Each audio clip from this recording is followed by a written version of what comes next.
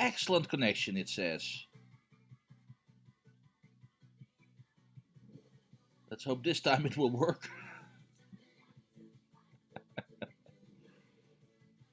I can see myself on YouTube. Is there any delay? Yes, there is still a delay. But that's to be expected. But I'm fluent on my little control screen. So this should work. This should be working. So now it's just hoping you guys find your way back to this new stream as well. In the meantime, I'll take another sip of beer. I'm still on this Usheid beer.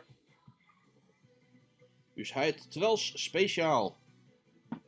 So another kampai, guys.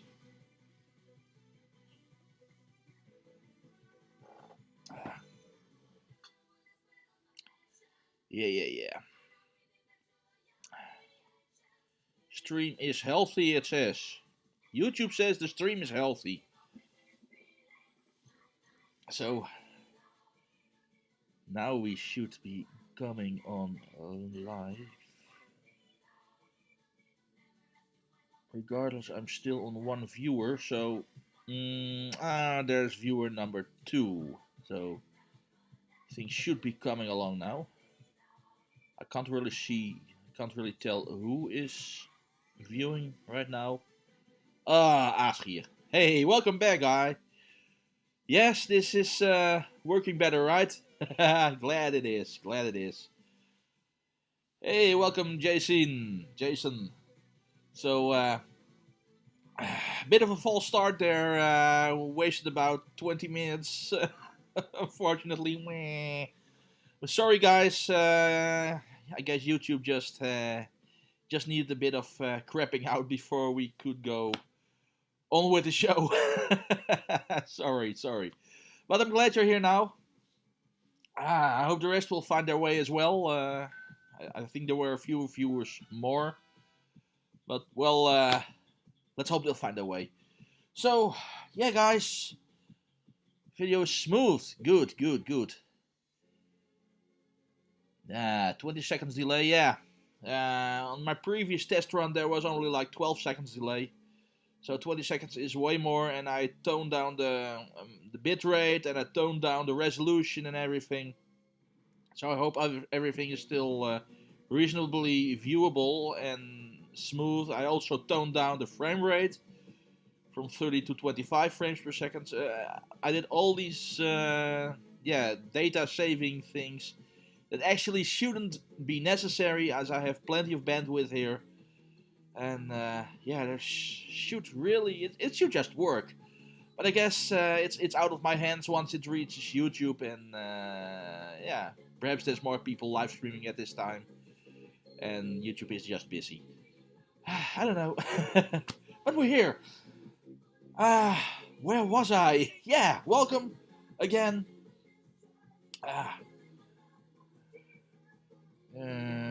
Let's see. Oh, there's a comment coming in. Let's see. Can you give notice on... Oh. What's this? I guess this is a comment. But I can't read the rest of it. Oh, perhaps on this... on my phone. Perhaps my phone will just help with this. Let's see if I can find that comment, because somebody made a comment on my channel, but without disturbing this streaming computer too much, I'll have to look it up in my phone right now. Can you give notice on your Twitter account before you go live? Josh Step asks. Yeah, I think that's a good idea. Sure. It's a great idea, actually. Everything came a bit together all at once, but I still got some pizza right here beside me that's already turning cold. Everything came together all at the same time. Sorry, guys. It's just the first time we're actually doing this live show just put my phone over there. But yeah, we're here. We're here. Perhaps I should send out a tweet still for those of you missing out on the live stream. Let me just pop out a tweet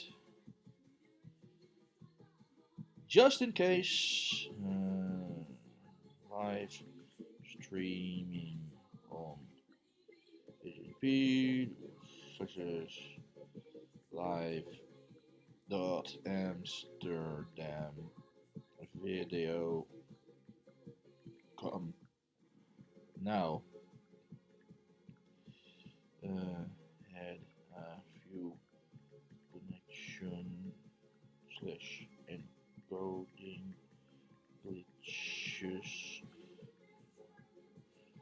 Let's see. That's from time to time I watch other live streams. Well, there always appears to be a delay comparable to the delay here. Yeah, so this is about as good as it gets. Yeah, I think it is indeed as good as it gets. Right. If you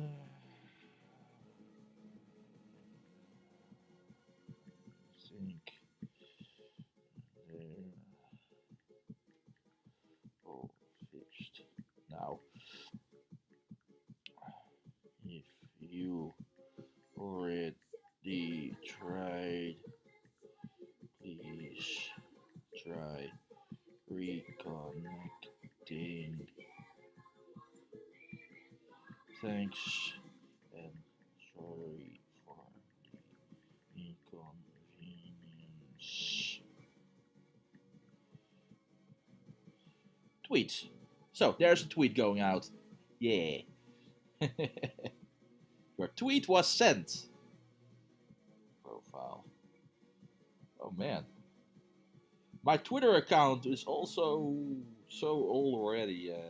August 2007 is when I joined Twitter. Well, but my tweet is out, so I'll put the phone aside again. And okay, thanks, Jason. I think I'll do that. I'll grab a slice. I got this. It's already it's mediocre in temperature. It will work. So, hey, for 20 Amsterdam, welcome back. Thanks. Glad you found us again. So, pizza I'm having. The local pizza shop here in the village thought they would change things up, and they made a satay pizza. Never had anything like that before. Let's see if I can get it in the picture. Can you see this, guys?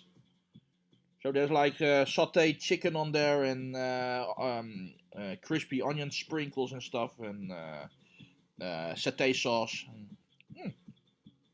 It's quite good actually. I already had a few slices before. So itadakimasu.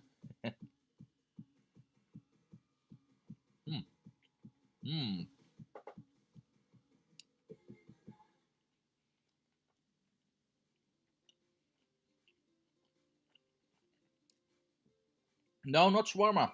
It's satay. You know, like you get at a Chinese restaurant. The skewers, the skewers in peanut sauce. They call them satays here in the Netherlands. Don't know if that's a common name to call them where you live, but so that's basically what they put on the pizza on the slices, and it's quite good actually. Yeah.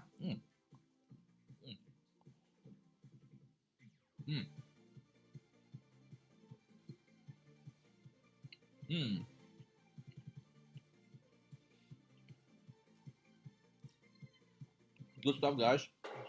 Pizza and beer, huh? Yeah. Way.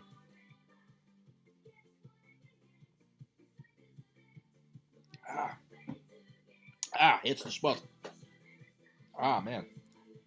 Let me finish off this slice, and then we can get on get on with it. I'll reheat the other slices in a bit.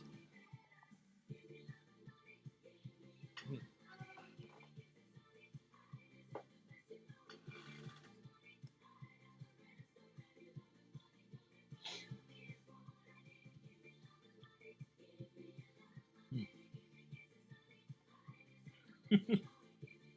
Mm.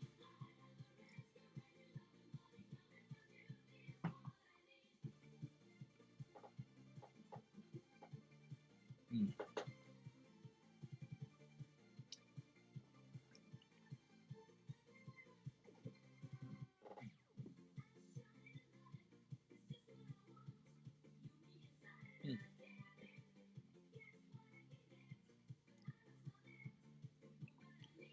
Dit bier is traditioneel brouwd uit water, natuurzuivere karnemout, hop en biergas. Serveer je bij een temperatuur van 5 til 100 graden Celsius. In my best Frisian.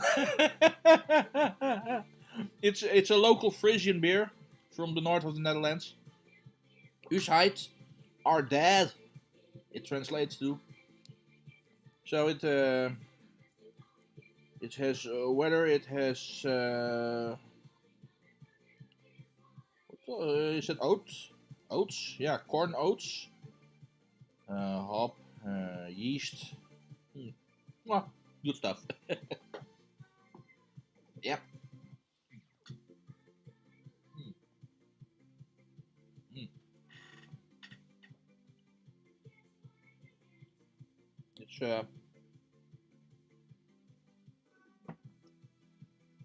5%.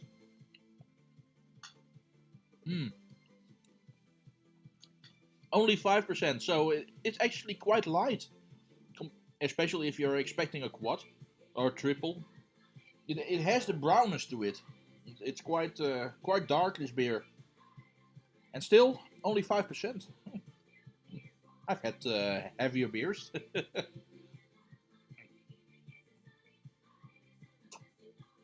Ah, it is awesome. Yeah, I've had several of their beers right now, Aschier, and yeah, they do a good job. Quite good job. Yeah, really do. Mm.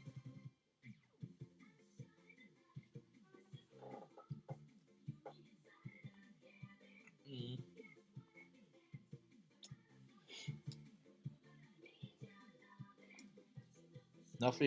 Nothing written on this bottle cap.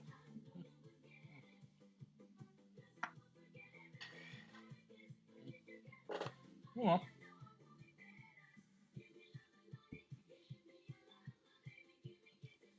there's not even no. Mm.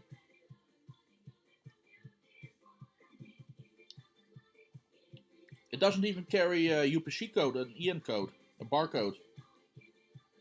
So I had to look it up manually in Untapped to check it in. If you didn't know, I have an Untapped profile. Untapped is like a social media thing for beer lovers, and you can check in your beers, whatever you drink. Check it all out.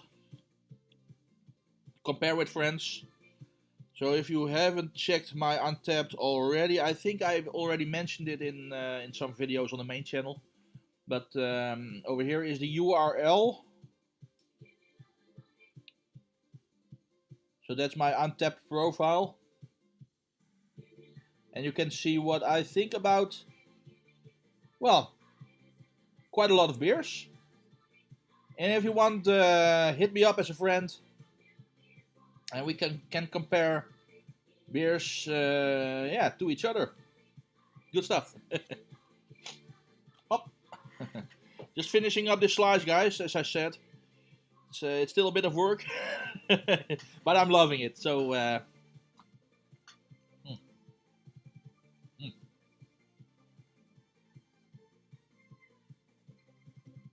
mm. Mirrors. Oh, crap. Mm, mm. Okay, I'll read it out to you. Untapped. It's untapped.com, untappd.com/user/Carnager. And Carnager is just as you see it all over the channel. So that shouldn't be too difficult. Actually, the video is mirrored. It shouldn't do that. I guess for me it's easy. It's my hand corresponds with the screen. It doesn't cross, but the output should be okay. And apparently it doesn't do that. Well, okay. I guess you can't have everything, right? We'll have to cope for now, and I'll see what I can do another time.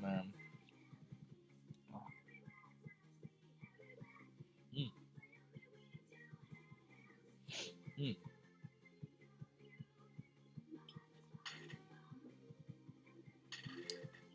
beer.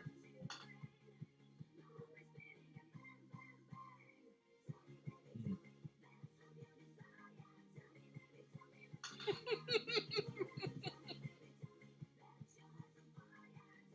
Mirrored untapped card. Yeah, yeah. Really. It's just that my untapped card is not the only thing I'm planning on showing you guys over the course of the streams in the future.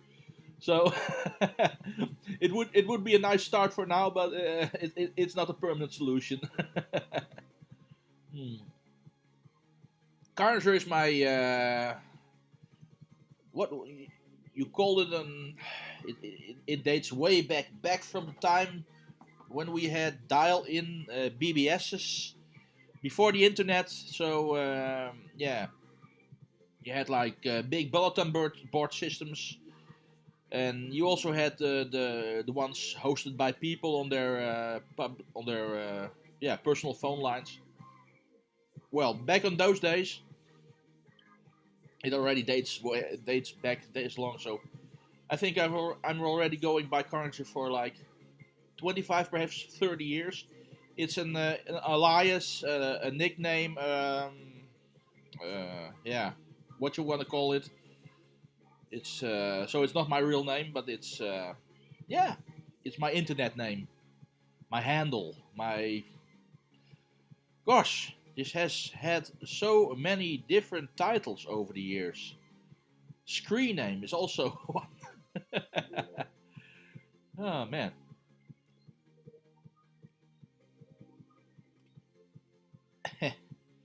Yeah. I only give out my real name in real life, and online I'm just Carnager. So yeah, that's just the way the pizza crust crumbles. Mm,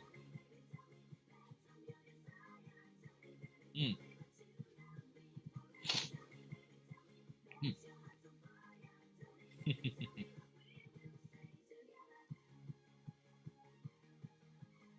Mm.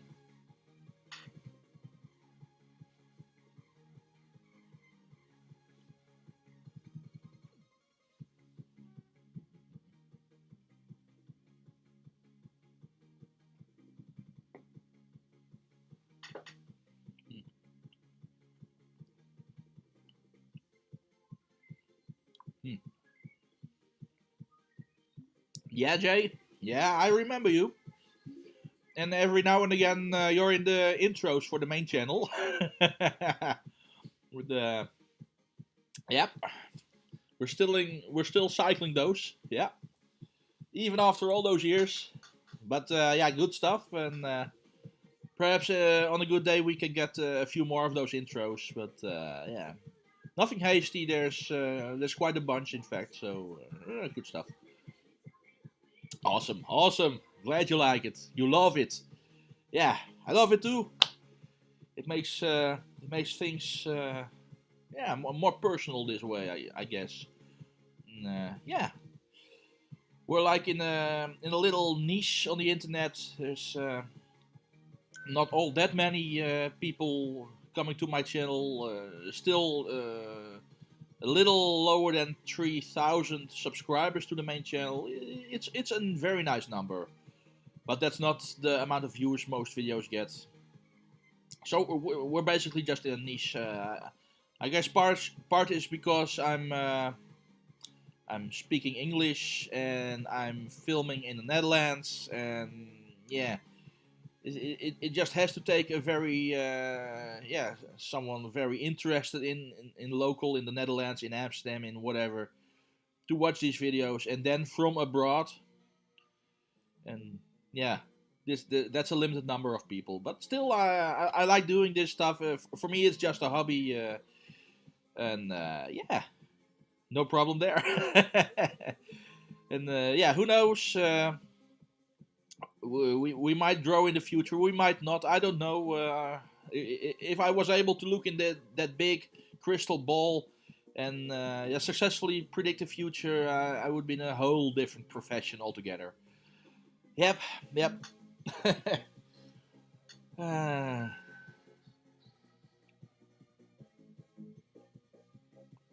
well, if you can grow the channel, please help. Please, I mean, spread the word. What more? Yeah, I think not that much more is even necessary to grow a channel, but just spread the word. Both the main channel as this live channel. Come to think of it, by the way, you already helped tremendous, guys. We surpassed double the number of subscribers already in just a few weeks' time. It's amazing. It's grand. Doesn't mean we're there quite yet, because we have to reach the 1,000 subscribers. I put it down below here as well. We have to reach 1,000 subscribers to do the mobile live streaming. But yeah, at least we can do these streams now already. I might have an ace up my sleeve, but I'm not totally confident about that yet. So for now, let's just try and increase those numbers of subscribers and do it the official way. I think that's best anyway. So right, Jay? Yeah, it will double with you in more videos. Perhaps after Corona you can come visit Amsterdam again and we can meet each other live again. We had a good time, right? So let's repeat that one time. Let's see, John Stevens writes, I miss those downtown walks to Pancake World. Yeah, Japanese Pancake World. I think they still exist. I haven't been there in quite a long while. Yeah, I had a bit of a trouble, yeah, personally, not with Japanese Pancake World, because they're all good, they're all perfect, perfectly friendly, good food. I love it, I really do. But yeah, I get how do you say this in a polite manner? I get the runs, something like that. And as Japanese Pancake World isn't directly around the corner from like a private toilet I can use, yeah, I pretty much stopped going. And I hate that I stopped going, because it always was such a good time and so much fun and so delicious food. But man, it really gives me the runs. I tried several times. No, it's too dirty to continue this story. But let's say I had several accidents, and yeah, that just means it's it's just not doable anymore. Perhaps one day I'll go by and I'll get takeout and I'll eat it at home or something. But it's never as good as eating it fresh at the restaurant, of course. But I might do it like that sometime, because I'm craving okonomiyaki. I'm craving my special. But yeah, the way it's going for me, it's just it's too much of a hassle. Really a pity. Let's see. One time I lived on Bloemgracht, and that was very close. Yeah, Bloemgracht is really close by. But was Japanese Pancake World already in existence back in those days? Did you eat there? Adult diaper, yeah, that would be an option as well. But as you know, I already have quite a lot of luggage on my body as it is, so to add a diaper to that and some more luggage, yeah, not a good idea in this case. They do deliveries, ask here. Yes, they do deliver, but I think it's only within the city limits of Amsterdam. So I'm just out of reach. They're on Uber Eats, I think. But yeah, they deliver by bicycle, by e-bike, or by regular bicycle. I'm not sure, but they don't do scooters or car deliveries. And I can agree with them because from the city center it's quite a ways to get where I live, and yeah, I can understand it would be a hassle to deliver here, and make sure the food is still good and warm, hot preferably, and yeah, make it worthwhile for them as well, because delivering that far out, it would cost a lot of time, a lot of energy, so they can deliver to 10 other people probably in the same time that live closer by. So no, delivery is not an option for me personally, but if you're living close by in Amsterdam, of course you can let them deliver on Uber Eats or one of those platforms. Deliveroo, I don't think they're on Thuisbezorgd on takeaway.com. I don't think they're on that one, but Uber Eats, I think they're on that one. Too funny, thank you. Let's see. What do we have here? Are these more streams? More. No, no, no. That's nothing related to this. Oh yeah, I was going to. That was why I was having this my phone in my hand. I was going to show you guys the website of Japanese Pancake World, and just confirm that they're still in existence. Japanese Pancake World.com. That's their website, JapanesePancakeWorld.com. Let's see if their site still opens. They were closed for a bit apparently. Oh, is this showing you guys? Is this readable? Yeah. Yeah. So apparently they're still in business. You can't eat in right now, as with all eateries here in the Netherlands. We're like in lockdown here in the Netherlands, so they only do takeaway or deliveries. But oh, that was in this message as well. But you can't eat in right now. But they're still very much in business. Yeah, here are the opening hours. So, oh, come on. Come on. Yeah. Okay, I guess this webcam isn't really happy with projecting from screens. Perhaps if I lower down the... How's this? Oh, that's better. That's better. Yes. So these are their opening hours. Very much in business still. Great. I'm happy to read that. And that's confirmed. Let me close down this tab again and I'll lay away my phone. Ah. And now I need another sip of beer because talking about a lot... Oh yeah, still mirrored. Crap. Hey, come by, guys.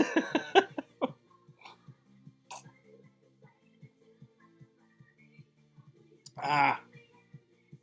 Yeah, beer.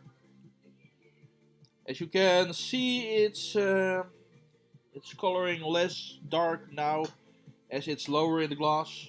There's still like this bottom left. It's a bit comparable to Coke as far as the coloring is concerned. Of course, Coke is not a beer at all, but yeah, it's comparable to Coke with the coloring. 12, yeah, noon till 10 p.m. It is really decent, yeah. I mean, it's one guy alone running the entire restaurant while running the deliveries now. I think he'll have... Yeah, of course he has other people for the deliveries, but As a cook, it's just one guy, so it's a pretty long shift from noon till 10 p.m. 10-hour shift, so can't ask for any more. He would really need help for to increase his opening hours, and yeah, what for? Dutch people are not used to eating warm before noon or after like 10, 11 p.m.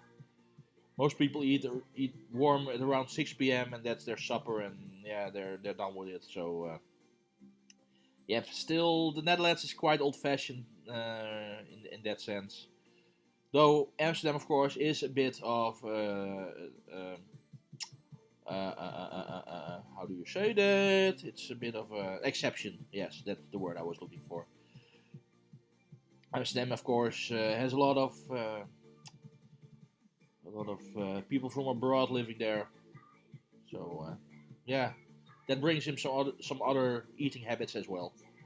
So, but apart from that, most of the Netherlands is still yeah, supper at 6 or supper at noon, and yeah, that's it.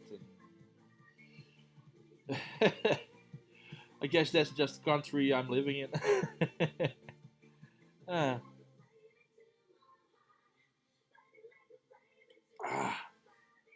beer, beer. Should I get another slice of that pizza? Still have several slices left here. I'll need to reheat it first. See, I still have like a plate with. I think there's like 4 slices left. 5 slices are left on this plate. I'll need to reheat it again because cold it's just too dry. Especially the crust is too dry to eat it when it's cold. So I yeah, I should reheat that if I were. But it can wait for a bit. What's more, that the pizza shop, they came up with a fortune cookie. Oh yeah, it's mirrored, guys, but yeah, sorry about that, but it's New York Pizza Company, damn tasty fortune cookie. I don't think I ever had a fortune cookie before. So let me see what it says, or what it does, what it tastes like. Just try this out. But first, opening this thing up is quite some work indeed. There we are, fortune cookie. It's like this little clamshell, and I can already see a piece of paper in there. So it's not really a foolproof cookie, as I can just.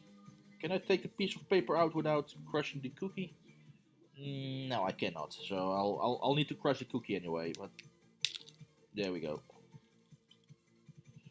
So I'll take a bite and then let's see what my fortune reads. I'm actually I'm a bit stoked. Let's see what this fortune reads me.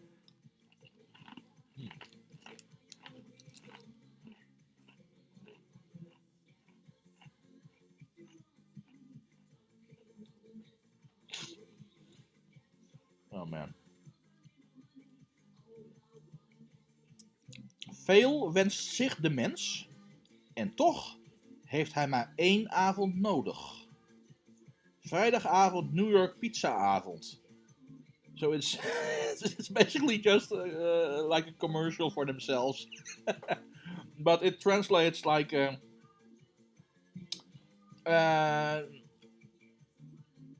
man wishes a lot, wishes to have a lot. And even though man wishes a lot, they only need 1 night only. That would be the Friday night with a New York pizza.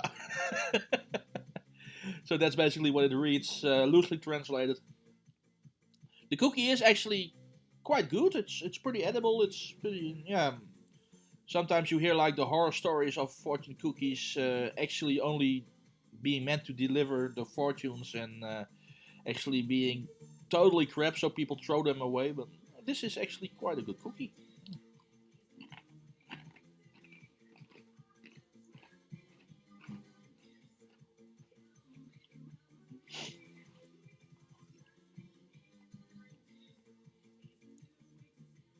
I'd go as far as saying the cookie is better than the fortune it brings. Do I know Gerry's food review or Jerry's food review? Gary's food review. No, I don't know them. Are they good? Is it fun? Is it what angle are they doing? Gary's food review.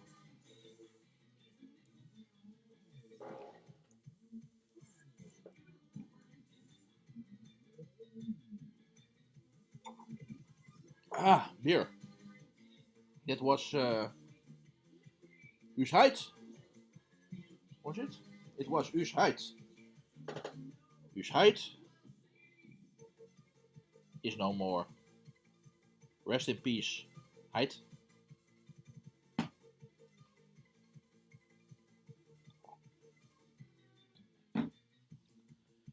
Which pretty much means I get to choose another beer from my fridge.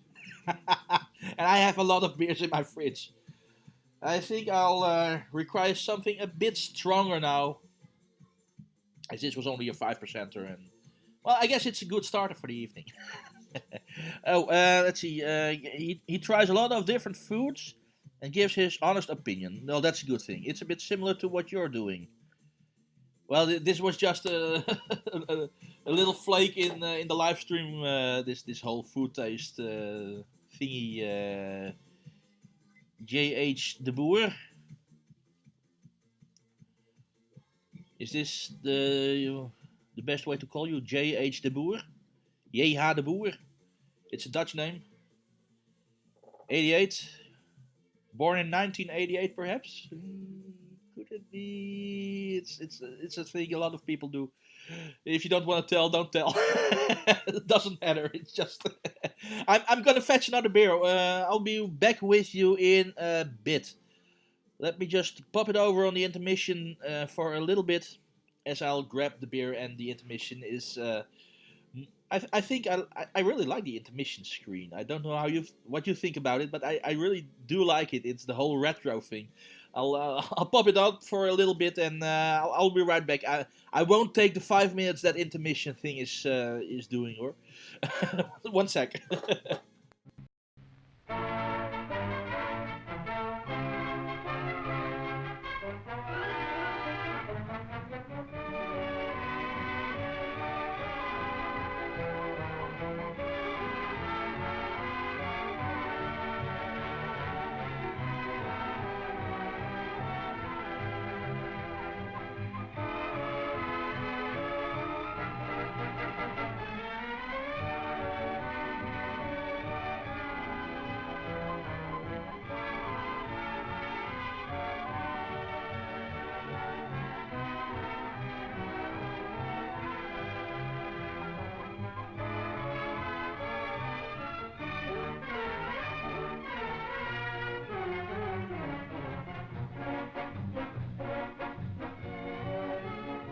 The show will start in 4 minutes.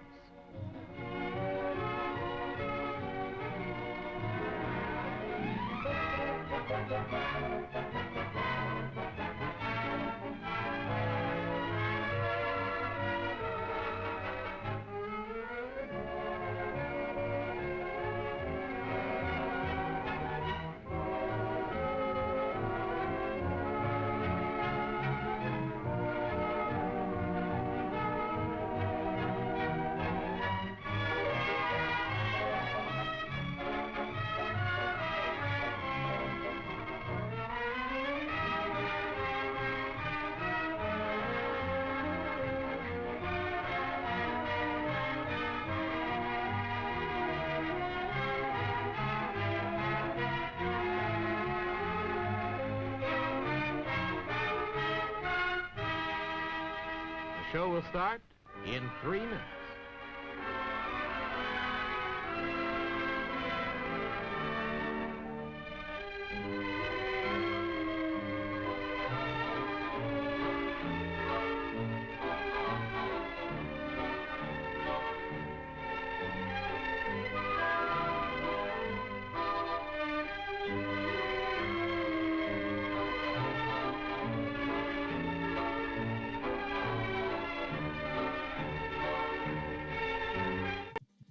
And I'm back!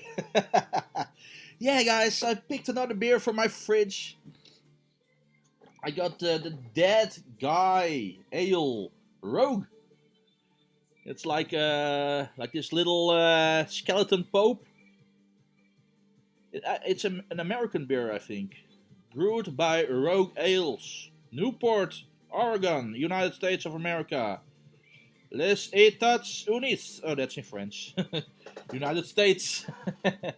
I'll quickly go and pop this on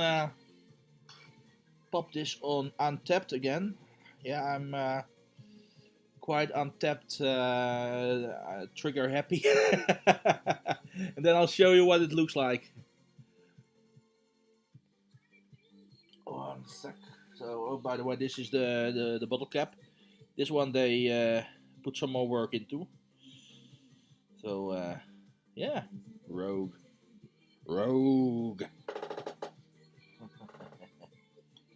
Just quickly check this one in. I need the barcode. This one has a barcode. So I'll check this in Untapped. I rated it at 2.5 the last time. Oh, that's not bad. That good. Yeah, John Stevens. Yeah, you do love Untapped. I love Untapped as well. Awesome. Untapped buddies. Yay. I'll get to the other chats in a little bit. 1 second, please, guys. Let me just check this in. Where did I get this? I got this here at Hopt. Bottle. Add photo. Last photo taken. Yep, already made a photo of this together with the glass. How was it? I'll need to sample it first again. Let's see if I can get over the 2.5 of the previous sampling.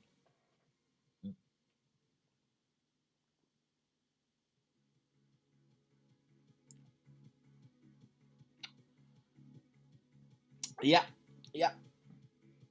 My taste profile has differed since the last time I had this. I think it was like over a year ago. I had this one last. Good beer. Definitely more than the 2.5 I rated last time. Now live streaming at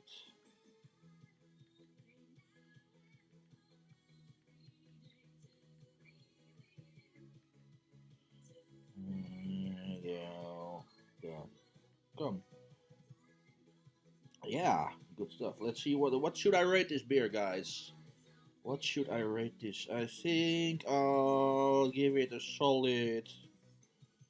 Yeah, it's even a bit boozy. I think I'll give it a 3.7. That's quite different from the 2.5 I rated it the previous time.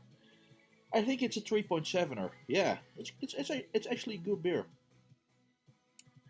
Let's see. And it's boozy. There we go. And it also. Yep. Good save. My check-in is almost done, guys. I'm just going over this for a final bit. Yeah, this is okay. Check-in. There we are. 99 bottles of beer on the wall. 99 bottles of beer. I got another card. Yay! My second check-in to this beer. Yeah. Good stuff. Untapped. Untapped, guys. Yep. I'll sorry for that little diversion, or what you call it. Let's see. So JH the Boo, we talked about Gary's food review. Yep. aka hello. It's been a while. How are you doing? I'm doing fine, thank you. And how are you doing, aka? It's been a while indeed. So love the intermission. Actually, pretty creative. Thank you, thank you. Well, I can't say it's all my creativity as I yeah. There's this saying that goes like. It's better to steal something that is perfect than to create something that's total crap. So I pretty much stole that video from, well, I don't know. I've had it in my possession for perhaps even 10 years or something, and I really don't know where it came from. But yeah, I basically reused it. But yeah, I like it a lot as it's so nice and retro. It's good. Jay de Boer asks, what are those cards in the back? I have this little mill with postcards here.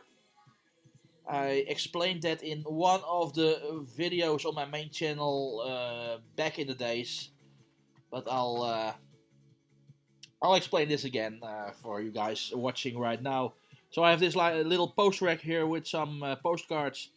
Every now and again I go by a shop that sells postcards, and I'll just go through the racks and check out what they have, and if there's any good cards in there, and I'll buy them for future use basically. And yeah, then I restock my own little mill, and I always have good postcards for the good yeah, for the, what you call it,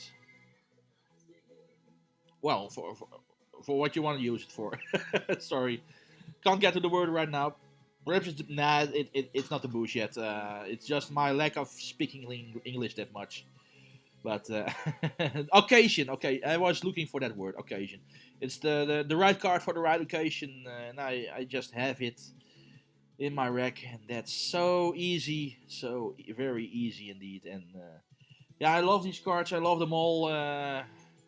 It's when you receive a postcard from me, it's not something that I picked hastily because I need a card for an occasion, and yeah, I need to get that quickly. They're handpicked, and they're yeah, cards that I would personally love to receive myself. And yeah, that's the kind of cards I like to send. I mean, receiving a postcard these days really is something special. Not many people send postcards anymore. And if you do get a postcard, then it should be something worthwhile, something worth remembering. So yeah, that's basically the story of the postcard mill here in the back. Also, I still have my Christmas tree out. You know, the one with the red lights. Yeah, I love that thing. I remember back in the day when I was having a Christmas morning with Chibi unboxing presents. And, oh, that was so much fun. I miss that little doggy. Yeah, Chibi is not with us anymore for several years already. Yeah, she's been gone for over 3 years now. So yeah, 2017. Still miss that little pooch. I have this mug here. That I have this mug here, this Chibi mug here. Oh yeah, Chibi. Ah, she was so sweet. Oh. Yeah, I really miss that little girl. Yeah, and I know which question is coming now. Are you getting a new dog? Even though a few years have passed, are you getting a new dog? In the future, yes, I'm getting a new dog. Not just yet.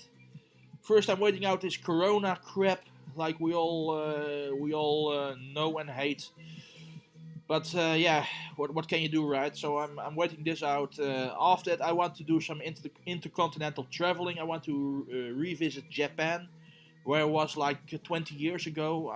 I put some videos for my visit to Japan in 2001, I believe, on the main channel as a yeah, a series of specials. I think last year or the year before. It's really yeah, fun. If you have anything with Japan, then I really recommend watch those old videos. It's the Japan we all know and love from the old days. So there's like 5 or 6 of those videos on there, I think. But yeah, I want to revisit Japan, and I also want to visit North America, and yeah, all of that, those travels should be several weeks for each of those travels. So I think it will take me a couple of more years before I get the whole traveling thing out of my system. A couple of more years, even after starting it. But yeah, once I get all of that out of my system, yes, definitely, I definitely want to get another dog. I really miss it. It is. I mean, I'm single, as you probably know. I'm single. So Chibi was basically all I had as far as someone or something living with me.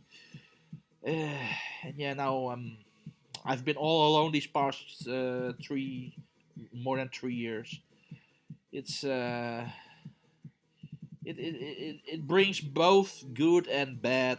I mean, it's very easy if I want to go somewhere, if I want to stay out late or whatever. I mean, who cares? I'm single, so nobody's waiting for me. No human, no dog, nothing is waiting for me, so I can go out and come back at whatever time I want. I don't have to arrange for things. So it's very easy living with no strings attached.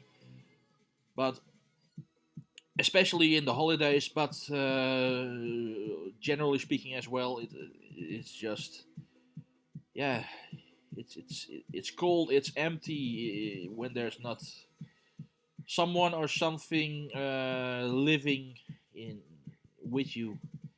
It's just yeah.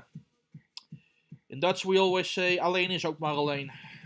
Yep, alone is just alone, and that's exactly it. Yeah. But nothing to worry about, guys. I have been borrowing Chibi for quite a long time. I think like a year and 3 months or something. I have taken before I got the whole loss of Chibi out of my system. But yeah, still brings tears to my eye. But I'm as far as the feeling goes, I'm over it. So yeah, it's not that hard on me anymore. Even though I still miss her, really I do. But it's not giving me nights spending awake or yeah, other of those very negative feelings you can get when you lost someone dear to you. I don't know if you have any experience in that field, but you can feel terrible when something dear close to you is lost, and yeah, it really gets you down. But I'm over that. I'm yeah, holding on, and now yeah, it's thing after thing after thing, you know. So now yeah, now surviving Corona, the whole COVID thing, and yeah, hopefully 2021 will bring good tidings. If not in the beginning, then at the end, and stuff will be looking up. Uh, Silver lining in the clouds and all that. Let me see. Yep. You have a place to stay in Florida. Thank you, Jay. Very kind of you. There's a few more of my longtime viewers who offered places to stay when away from home. So I really love you guys opening your homes to me. Of course, I don't want to be too much of a bother, but who knows, if I am in the vicinity sometime, I might stay over for a night, or if that is within the possibilities at that time, of course.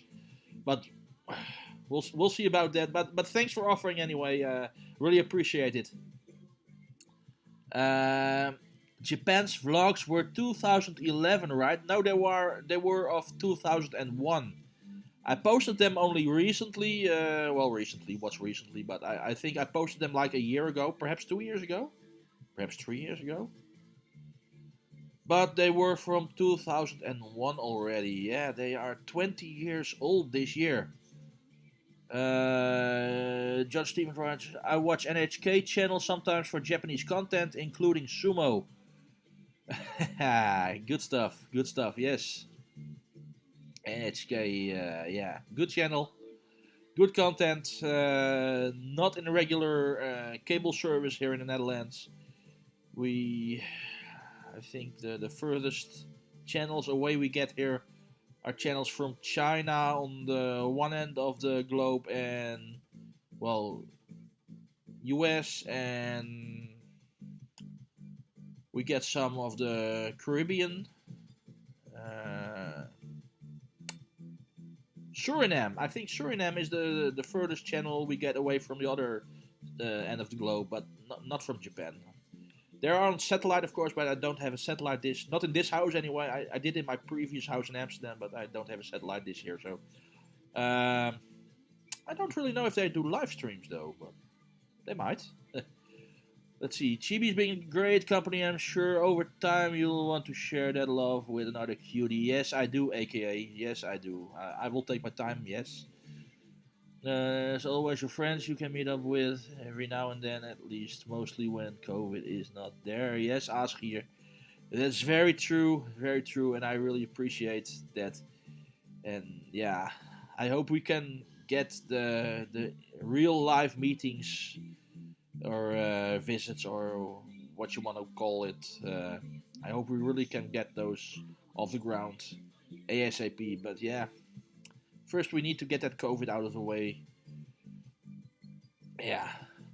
How is your mom? Carnager. Carnager is doing great. Yeah. Yeah, she totally got over the whole hospital thing and the whole what you call it, the healing part of what she had. Like it's almost 1.5 years ago, I think now, that Carnager had that surgery. But yeah, she's totally fine now. She's happy. She's cycling again on her bicycle, her trusty bicycle. She does use an e-bike, but still she cycles quite distances. She has home trainer and what more. She's really active and she's happy with her husband, and yeah, it's all great, and we have a good relationship, and even though it's Corona, we meet up every now and again. I think once a month or something. And yeah, have a good afternoon, have a good time, and yeah, it's fun. She's a great woman. I love having her in my life. I love she's my mom, and she's good to me, and yeah. She says I'm good to her as well, so I guess I am. You never say such things about yourself, right? But yeah, we get along just fine, and yeah, everything's great. So cool. So yeah, awesome. Can you give a shout out to your friend Jesse? He's a big fan. Nathan's friend Jesse. Hey, are you watching right now as well? Welcome. Hope you're watching. Otherwise, Nathan will probably show you to this part in the stream. So here's a shout out to you. Thanks for watching. Awesome to have you. Sometimes you get too warm. Oh, there's to line the floor. Oh man. How is that coming along? Is that a medical condition or something, or is it? I never heard of that happening. Well, I know of. I'm not saying Jesse is, probably not, but I have heard of dogs getting too hot and dogs having to lie down on the stone floor to cool down again, like on hot summer days. You can always You can also run a shower then and put them under the shower. Not a cold shower, mind you, not a cold shower, but like a lukewarm shower. If you would do a cold shower, it would be too much of a cold, and then they cool down too fast, and that would also not be good. But like a hand warm shower, that just lukewarm, that would be good, and it's still cooler than they are, and yeah, then they can cool down, and that's a way to do it. But yeah, I haven't heard of any humans with that condition. Jessie is a human, right? Yeah, she must be. He must be. Sorry. Uh, well, but I hope it's nothing too, too yeah, too serious, too discomforting. It doesn't happen too often. I mean, it can. Well, yeah, I can only imagine, but it can be quite a hassle if you have to lie down all of a sudden because you're overheating. I mean, that sucks. How would you go about that in public? Man, that would really be something. Man, I hope you don't get that many, what you call it, episodes. I hope you don't get that many episodes of the overheating anymore, Jesse. Uh, okay, we'll check the playlist. I'd love to watch Japan vlogs from back then. Yeah, I really I can recommend it. They're only short videos. They're not really vlog format. They're more like home video format. Because yeah, back in 2001, what did we know, right? YouTube didn't exist yet. So yeah, the video was basically intended for home use only. But now that it's up there anyway, I hope you enjoy. Let's see, the human here who sometimes does that. Lol. Hey Jesse, my friend is a human. Okay, there. You're both humans. Right. Then, yeah. Uh, yeah, saying this midstream, but I wish you all the best, all well, yeah, best of health, and yeah, stay in there. I mean, try to grab onto the good things in life, and yeah, it gets me quiet, this kind of discussion. Sorry, guys. I just, yeah, difficult to say anything worthwhile, I guess, for this. But yeah, I hope all the best anyway. Uh, let's see. Sorry to. I'm living in what I always tend to call the village in the videos. It's a village right next to Amsterdam called Bad Hoeverdorp. That's where I live right now. It's basically jammed in between Amsterdam and Schiphol Airport. So yeah, it's like the spread within the sandwich. But yeah, that's where I live right now. It's yeah, good place to live. It's easygoing. It's quiet. It's yeah, easy to get around. Though not as easy to get into Amsterdam anymore, because public transit that way. Oh, I shouldn't forget my beer, by the way. But public transit isn't that great. That going that way, but it's more of a car-centric village anyway. So, but going by car, everything is very accessible, and yeah, I very much like living here. Good stuff. Cheers, guys.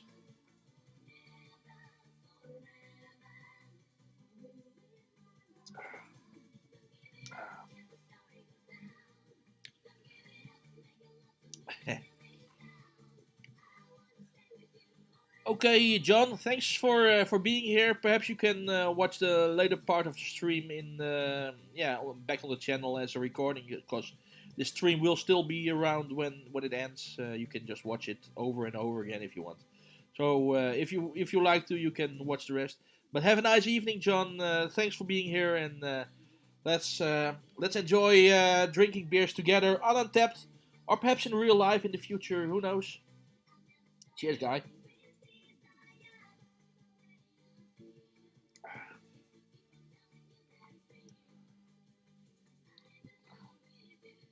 Yep. Once you're at Schiphol Airport, which also takes a bit of public transit hassle, but yeah, after that, train rides are easy in both directions, I guess. It's just first getting to public transit anyway, and then changing over, and then yeah, changing over another time if you don't need to be like in a railway station. Then public transit tends to add up.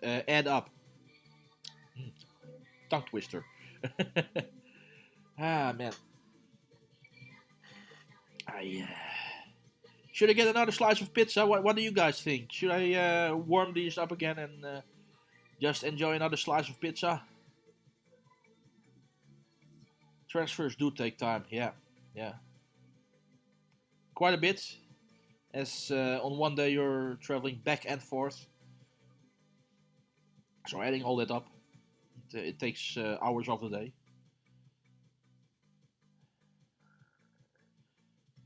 Yeah. I think I could do with another slice of pizza, especially as I'm on another beer right now. I think they work well together. It's this Dead Guy Ale Rogue. It's 6.8, I think. It's not even that. Yeah, 6.8%. It's not even that boozy, but it tastes boozy. all right. I'll go. Do I have a bicycle? I do have a bicycle. Not here though. And even if I did, riding a bicycle, it's not something I'm really glorious at. I mean, I can ride a bicycle and I can keep steady, but my speeds are yeah, a little faster than simply walking. So bicycling is not for me. Yeah, perhaps if I get an e-bike, that would make a difference, of course. But I guess e-bike wouldn't really like having me on it. Yep, I do have my figure. It's just the way it is, guys. I'll go and reheat my pizza, and I'll put that intermission on for a bit, as AKA already said, and I'll see you guys in a little bit. Hey, stay tuned.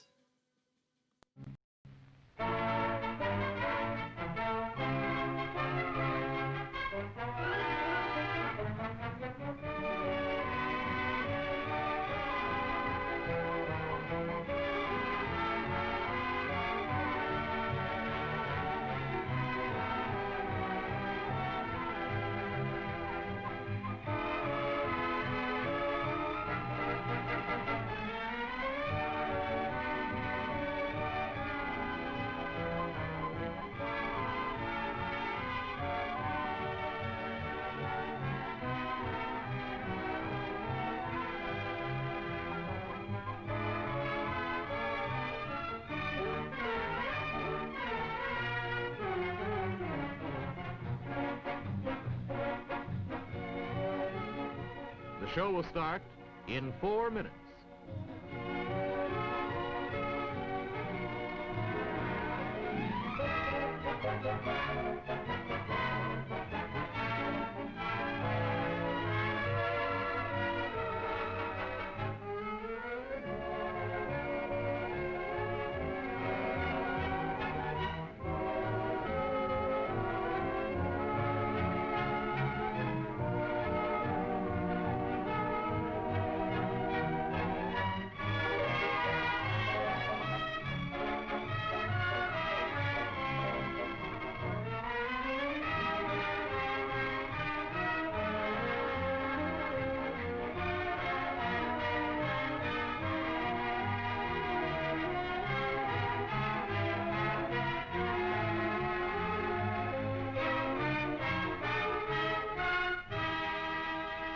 show will start in 3 minutes.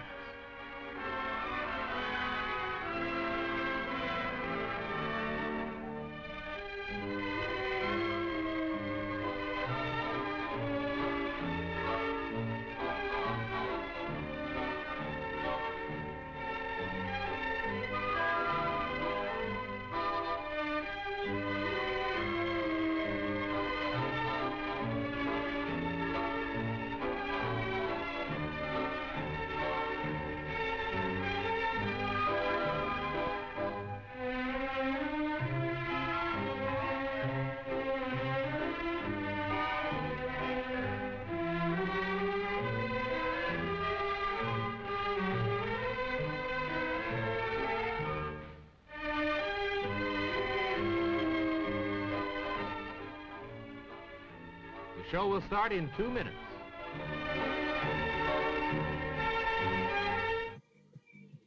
And I'm back. Hot steaming pizza pie. Once heated, twice reheated. And dang, it's hot.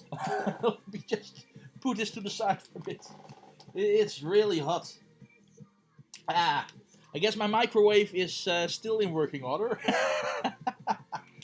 It works, sometimes it works too well. Yeah. But yeah, let me just grab a slice of that good pizza pie. Oh man, oh dang, it's hot. Fuck. Shit. I'll go eat it in a little bit. Yeah, first I'll take a sip of beer.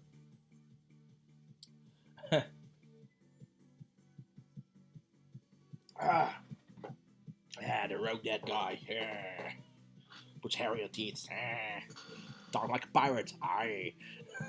Oh. When is that, guys? Talk like a pirate day. It comes around every year, but it's not that time yet, right? Let's see. What did you write here? Van Move is a nice Dutch e-bike. Yes, it is indeed. It is indeed a nice. It's very basic design. Very is basic the right word, but yeah, it has a very straight style, very straight lines. Yeah, integrated lights within the frame and all that. So there's nothing. Yeah, no.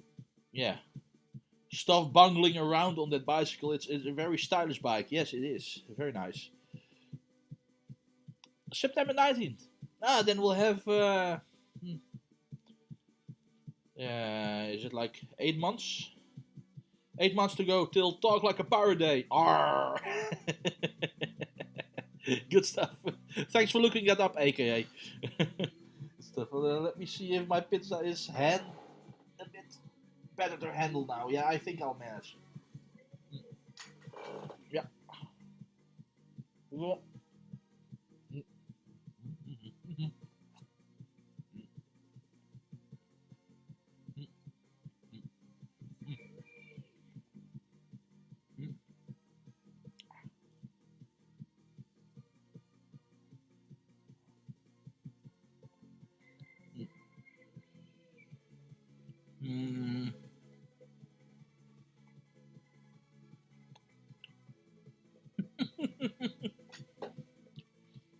We could. We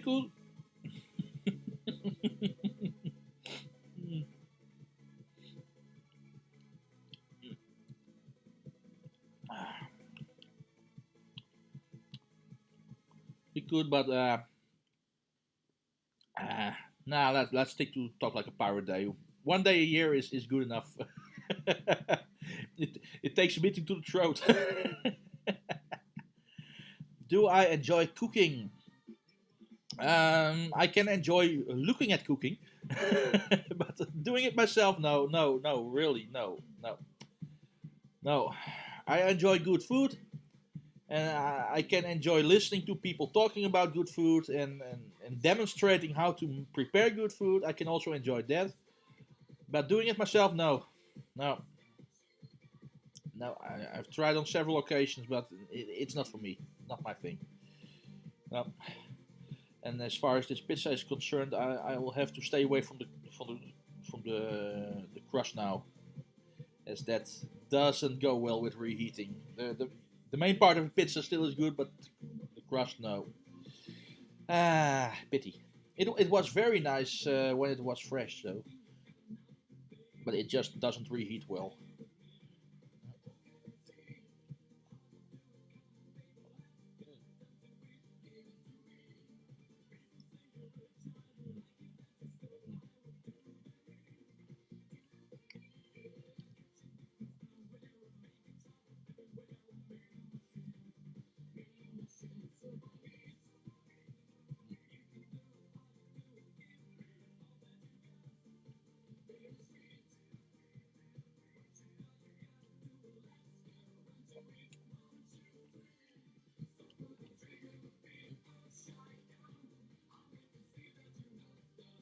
Hmm.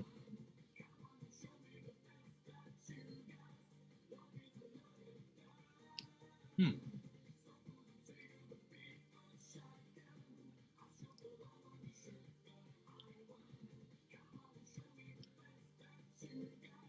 A team of food reviewers who travel the world and enjoy food. That sounds like a dream come true. Well, with good food. Sometimes foods enjoyed locally are like misery for people coming from other parts of the world.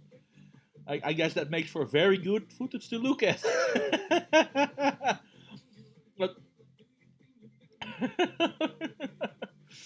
I, um, I know sometimes you see those shows where people indeed travel the world and try different flavors of foods, and yeah, they try like the Dutch herring, and I think, oh man, I can so relate. I don't like it either. So, even though it's a Dutch traditional thing, no herring, it's not for me. And then you see those people putting the herrings like this, and then have the onions, the sliced onions on them, and then, whoa, oh no, no, no, and apart from the ritual, the flavor of those things, oh no, oh god dang, no.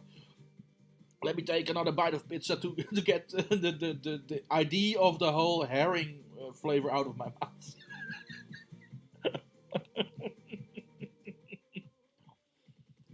Mm, mm, mm. Now, skipping the crust.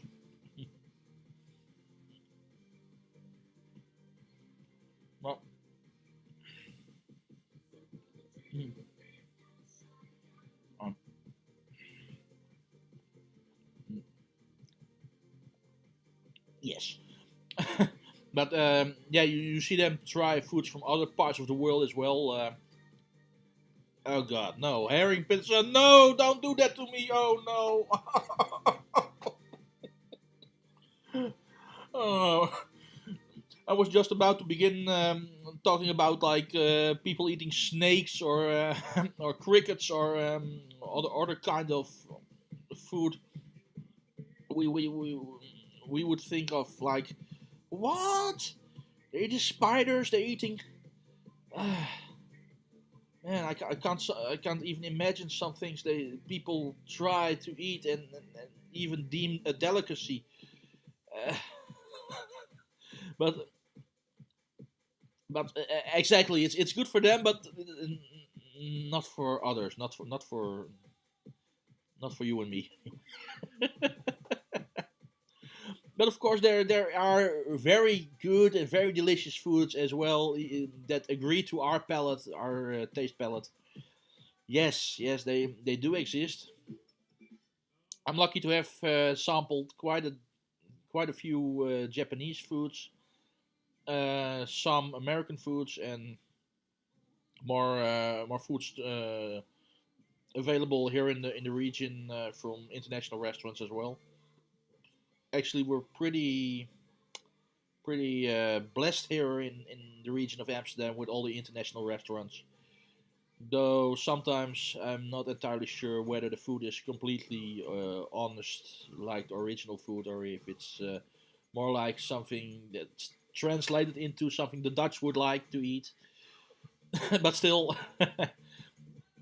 it's yeah, we're quite blessed with the offerings of different kitchens here in Amsterdam and the region still. But yeah, it's always better to eat food locally if you want to try the original thing anyway. But doesn't mean it's a bad thing they serve here. A lot of food is actually quite tasty, quite delicious. But yeah, good stuff. It would be an idea. It would be quite expensive to travel the world just to go and eat everywhere. But if there's a market for it, I will be totally for it. First, we have to get rid of the corona, of course. Yeah, again that darned corona. Come on, let's get rid of it. Go away, shoo, go off to Mars or Venus or I don't know, Pluto, even better. Get out of the solar system. Let's see. Yeah, spiders. Yeah, yeah, that's true. People eat spiders. Some eat them even alive, but it's more common for people to eat dead spiders. But yeah, it's some people roast them. Some people cover them in chocolate, like they do with crickets as well. But it's just yeah, there's so many weird things people eat we can't even imagine. Goedenavond, Ben Smith. Welcome to the live stream on the Amsterdam Video Go channel. Let's keep the language at English. I'm not sure if you're Dutch or English, even though you write goedenavond, which is of course Dutch. But let's keep the language in English here so everyone understands. Good evening. And international restaurants always have a twist on the origin. Yeah, most of them do. AKA, yeah. That's my experience too. Sushi. Yeah, that's something I wouldn't eat either. Yeah. I mean,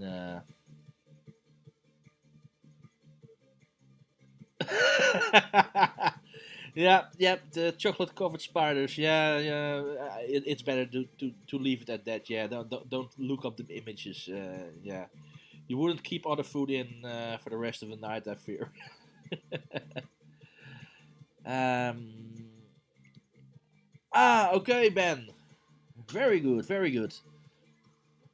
And nice that he lives in Hoofddorp, which is quite near to Schiphol Airport as well. So that means out of the airplane, into the train, and then you're at your uncle. Good stuff. Good stuff. Awesome. So yeah, welcome. Good to have you here. No, I'm not a fan of sushi. No, I ain't. I do like a lot of other Japanese foods, but they're usually warm foods. You know,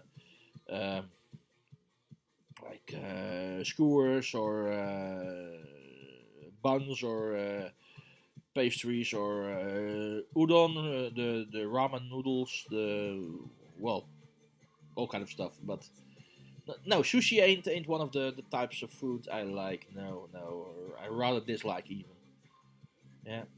Yeah. Can't like it all. I'm not a fish connoisseur anyway, so yeah. But if a sushi would be with like sushi with a piece of tomato on top or a piece of meat on top, no, I would pass that by as well. It's just not for me, sushi. No, sorry to say, but yeah, it's not my thing.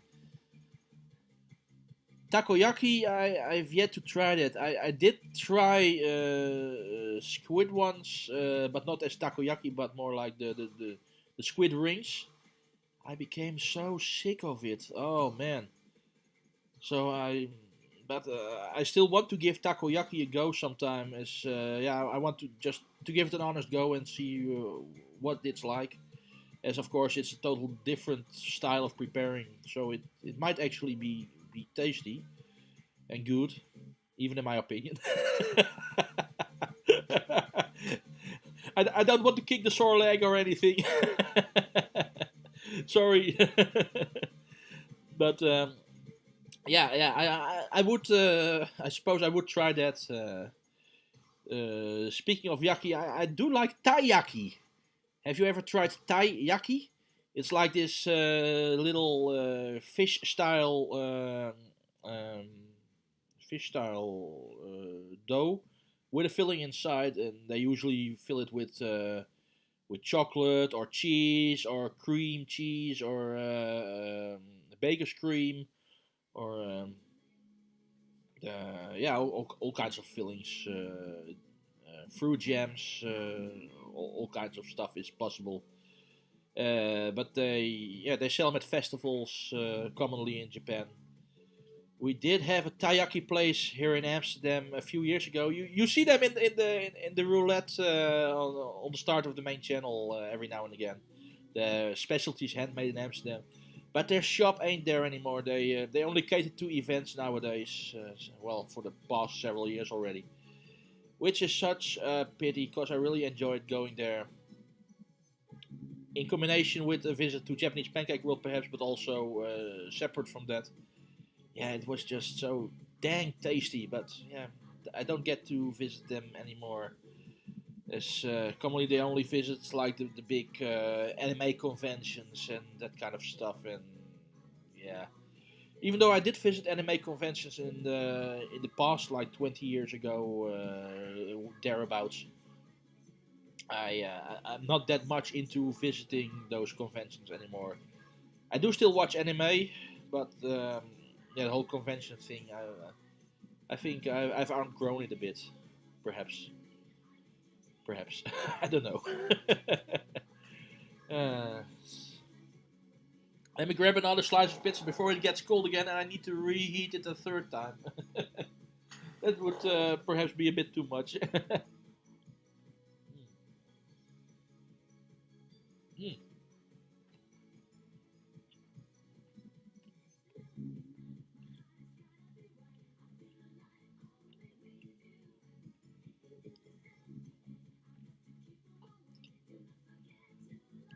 Yeah, the red bean paste taiyaki is good as well. I had it as well. Anko taiyaki.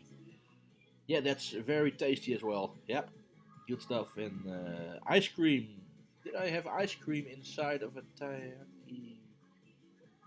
I don't think I had it combined with ice cream. I can imagine that's quite difficult to prepare as well, as the ice cream would melt with the taiyaki still being prepared in the waffle iron. But perhaps they add it in the end or something. Hmm, might be an idea. I didn't have that. No, no. Would for sure be a great combination as well. Yeah, I'm sure. Yeah. Yep. Yep. I do think so. Yes. To retry everything. Yeah. Yep. My taste buds sure have changed over the past 20 years. I know of that locally happening as well. So not even with food from Japan, but yeah, it's there might be so much more I would enjoy these days as I did like 20 years ago. As generally speaking, my taste buds are more accepting of foods now than they were back then. It's with most people like when you're like a kid and everything you like has to be sweet or salty, and if it's not that, you just don't like to eat that food. It has to be over sweetened or salty, and otherwise, no, it just doesn't compute in a kid's brain. And as you get older, more and more foods start to become well, not just food but pleasing. They start to be tasty. And yeah, the older you get, the more foods become pleasing, I think. So far, at least in my opinion, in my experiences. Ah,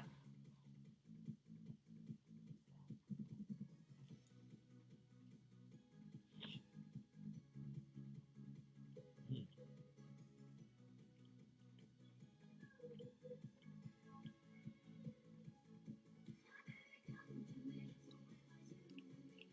Ah, right, right. Then I had the right idea about that taiyaki with ice cream as I brainstormed about it. Good, good. Yep, yep. Oh.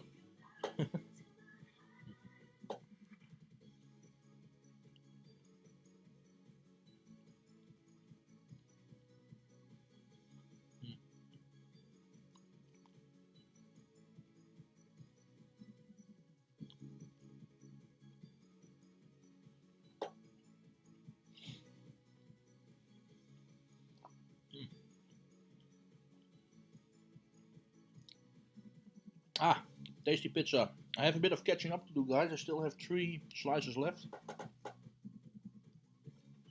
And beer.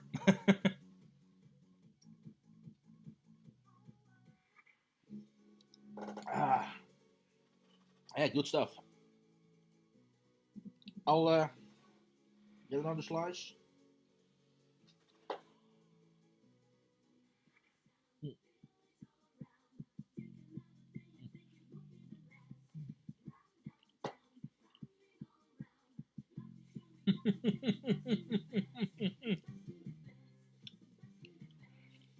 I mean, I could put it back on the intermission screen if you don't like seeing me chow down on these slices. I have some catching up to do, but I guess it's not that bad. Perhaps you can join me in getting a little snack or something, and then we can eat together. It would be like pre-Corona times, dining out together. Get some food and join me. Get a drink, get a beer. Cheers. Itadakimasu.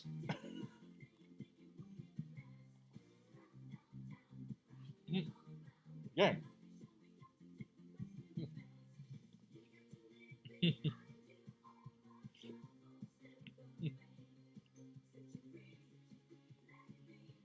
Mm.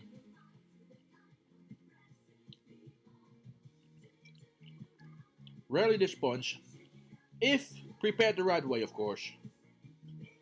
I mean, there's people who manage to get the best possible foods and still destroy it. These people are also there. I would be one of those probably. I don't like to cook. But I'm on the consumer end of things. I like to enjoy the food when it's prepared, when it's ready to consume.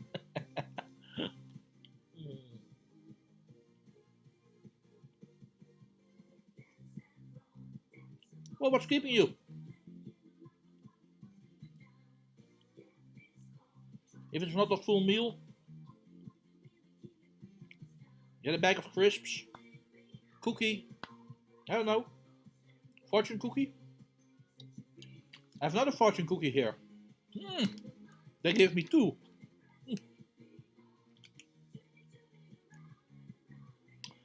And I think normally I wouldn't have mentioned the second fortune cookie. It would be a bit to destroy the fortune of the first one, but as the first one was more of like a commercial message than it was really a fortune, I might just as well try the second cookie later on in this stream.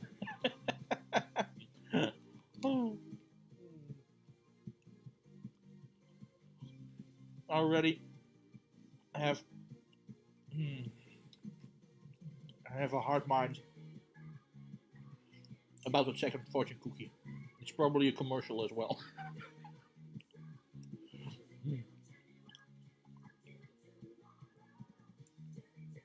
Perhaps they should. Perhaps they put like a coupon code in one of those fortune cookies. That would be a nice deal.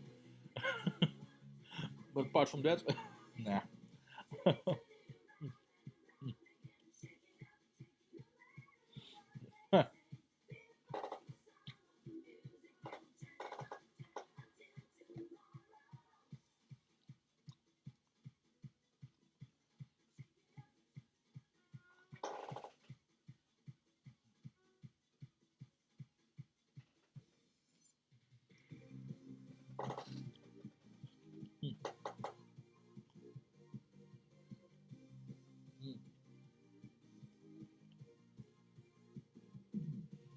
Mm-hmm.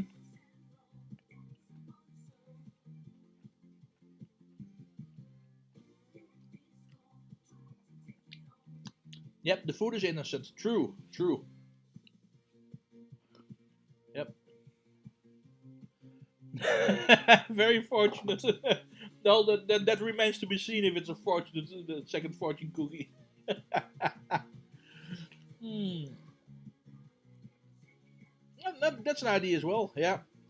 But yeah, New York Pizza Company ain't a regular Chinese, of course. So they're not very well versed with the whole fortune cookie business. It's already, and I think they probably mean this in a funny way or in a nice way, but to put like these Chinese style characters as their business name on there, I think that's yeah. Uh, I, I have so feelings about that. I mean, it's not really nice towards the Chinese population.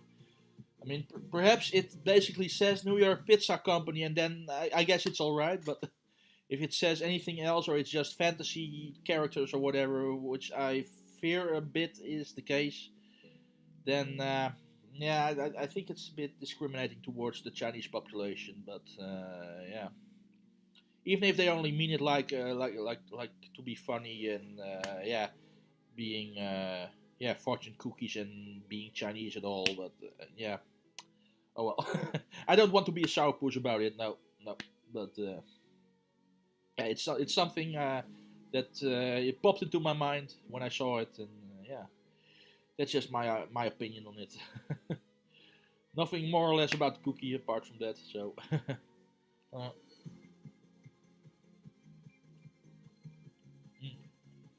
mm,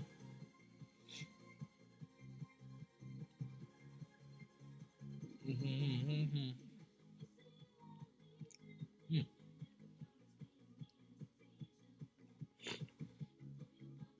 Yeah, if you get it right, you deserve some good fortune. Well, doesn't everybody deserve good fortune anyway? Whether you get it right or not, whether you're poor or rich, everybody simply deserves good fortune. I mean,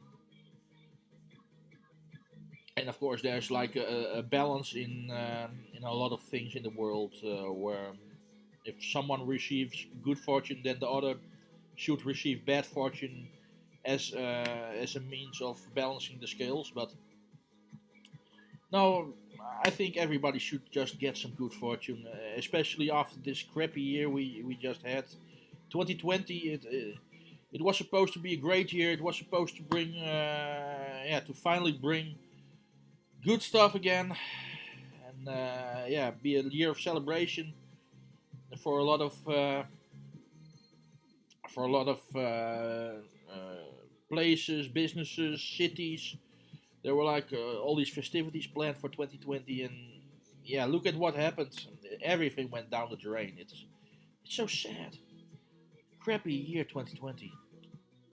So really, I hope 2021 will make up for it, even if it's not in these first months, but second half perhaps, summer, who knows?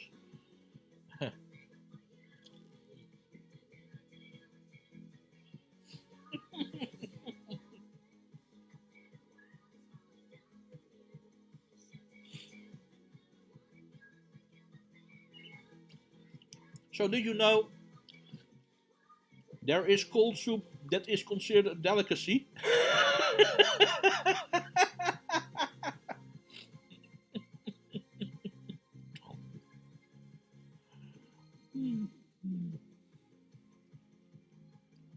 Exactly, exactly.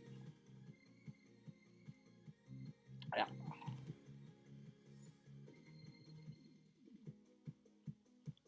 Mm,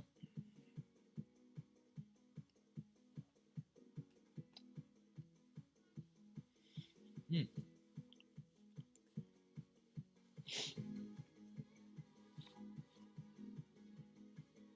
mm.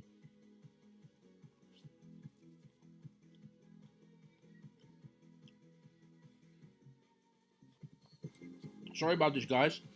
Must be a very monotonous view for you guys seeing me eat all these pizza slices. But yeah. Yes, definitely. There is cold soup. That's a delicacy. Yeah, yep. I can't recall the name. It's not something that's commonly eaten here in the Netherlands anyway. But I think it's French or something. But yes, there is cold soup that's considered delicacy. Yeah. So I only have one slice of pizza left, and it's almost cold, but not quite yet. So if you allow me, then I'll eat that final slice, and then we can get on with it. Yeah, take a sip of beer. Yep, temperature of the beer is almost the same temperature as the slice of pizza. It's just it's that scale again, balancing off everything. I guess the scale balances on room temperature, so pizza is still a little warmer and the beer is still a little colder, but in a couple of minutes perhaps. I'll grab that slice of pizza anyway. Sorry, guys. I'll leave the crust as I did with the others, so I'll try to get through this ASAP.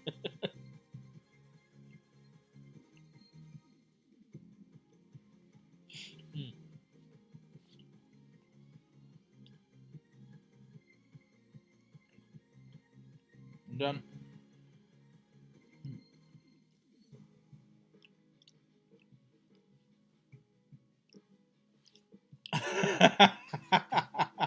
Oh, you did get something to eat. Good on you. Good on you. Enjoy. Itadakimasu. And yes, dessert. Just desserts. Very good. Very good. Hope you enjoy. I hope it's all tasty and good and delicious. Yeah.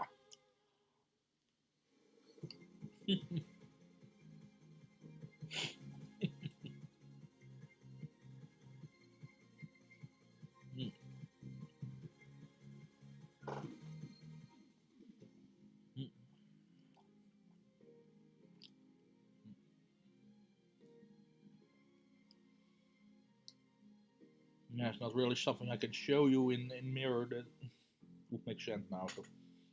Huh? Mm.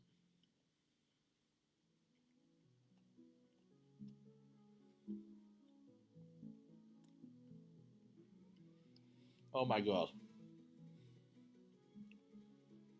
I just realized this would make this would make for such a crazy animated GIF. It might become a meme. Oh god, what did I do to myself? Why did I film this? God.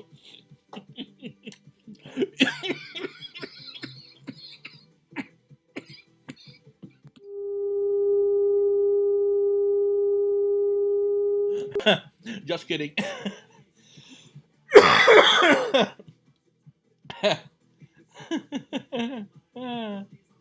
Yeah.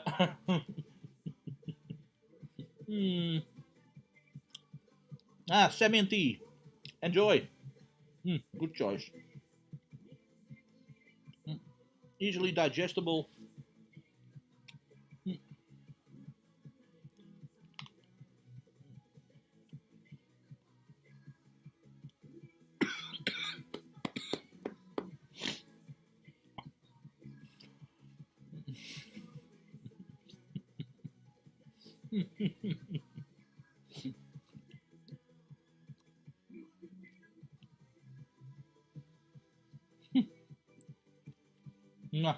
Enough with that.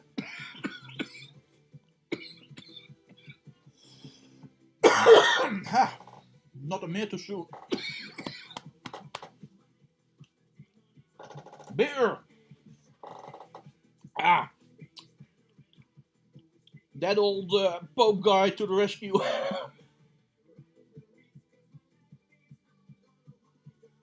Ah. Oh.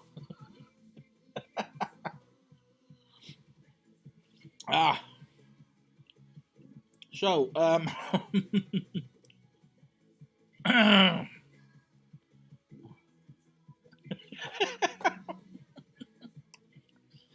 yeah, yep. Yep, don't want to do water or liquids at the very moment of choking, no. We're just running the wrong pipe anyway. Ah, man. Oh. I guess for now I won't be ordering that pizza again for a little while. It was good, but it was good. Good enough. Next time I'll stick to one of those Carnager speciale pizzas with modifications. The ones which I tend to order usually, not at New York Pizza, but at Napoli. But Napoli is not around the corner right now, so right now it's best effort, and New York Pizza is basically best effort in this area.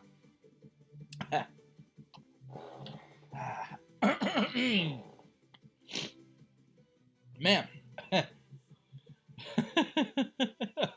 Oh man. Almost saw the light. Oh my god. I mean, God. Hey, cheers.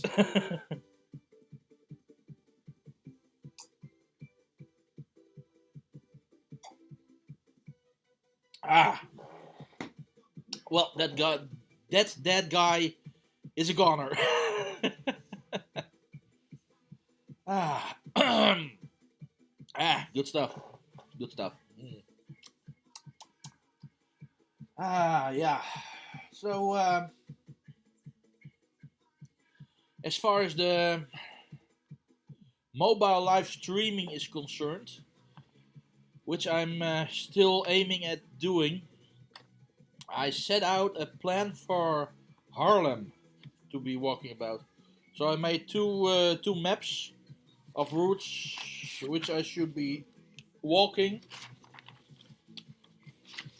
and yeah, I think they will be very enjoyable once I do get to do the mobile live streaming again, for which we still need the 1,000 subscribers, of course, officially anyway. Then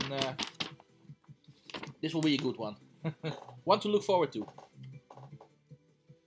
Yep. Good stuff. Oh man, that heart attack burger. Yeah, you saw that? Yeah. Oh man.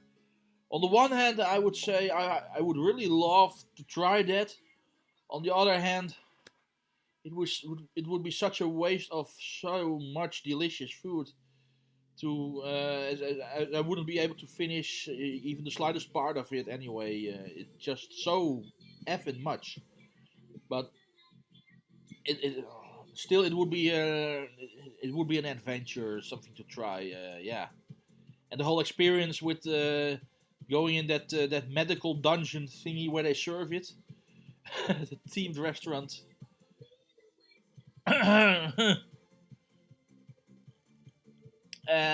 You don't want to see me jump style dance. Really, you don't. No. And even if you did, it wouldn't go right. Poor building.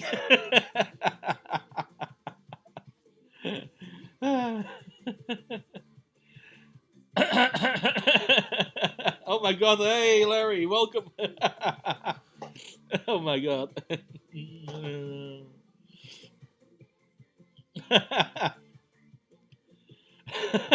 Welcome. Good to have you. Fun. Awesome. A last meal, yeah, that would probably be it. The heart attack burger, yeah. At least make it a heart attack cheeseburger. I am Dutch. I do like my cheeses.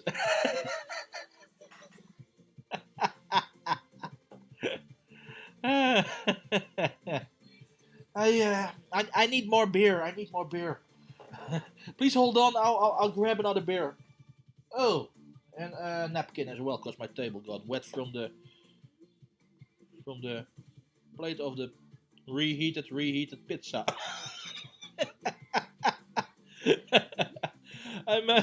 I'll put it on the intermission again. I won't stay 5 minutes as the length of the intermission. I'll be back before the intermission ends. See you in a bit.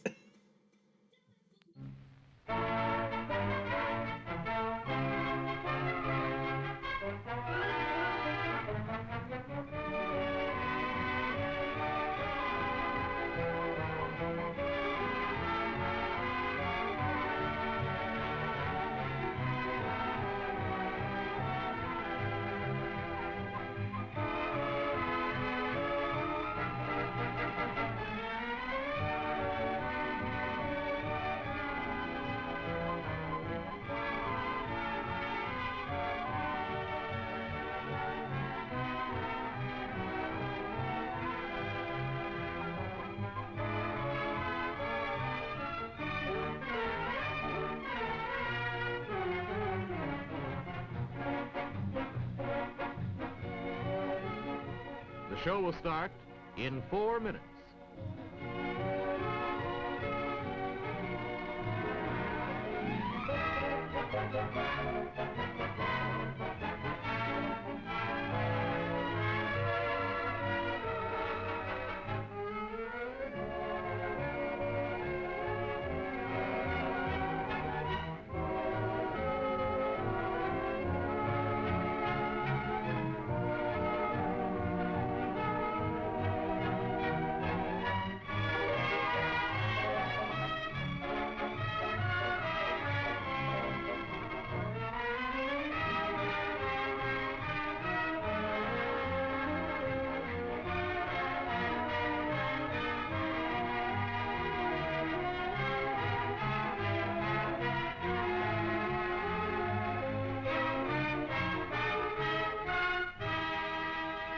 The show will start in 3 minutes.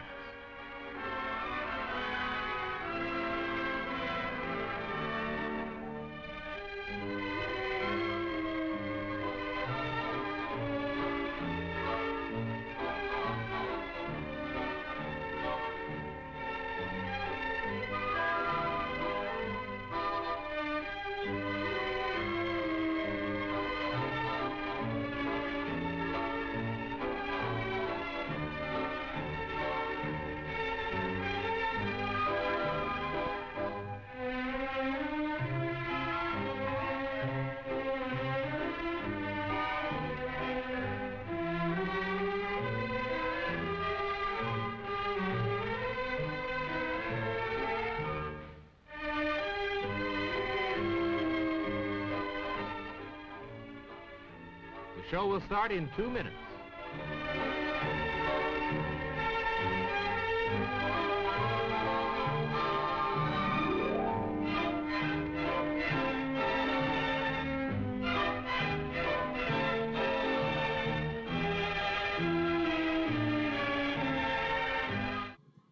Hey guys, back again.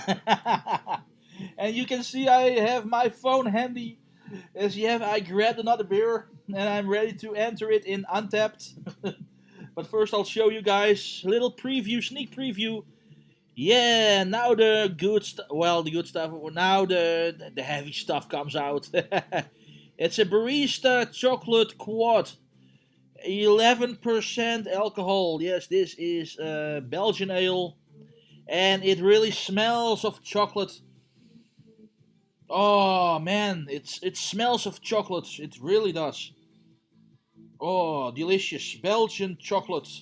The smell you get when you come from the parking garage in Brussels downtown and you walk to the Grand Square and you go to that little side street of the Grand Square where there's all those candy shops and there's like these chocolate fountains spraying and the whole street smells of chocolate.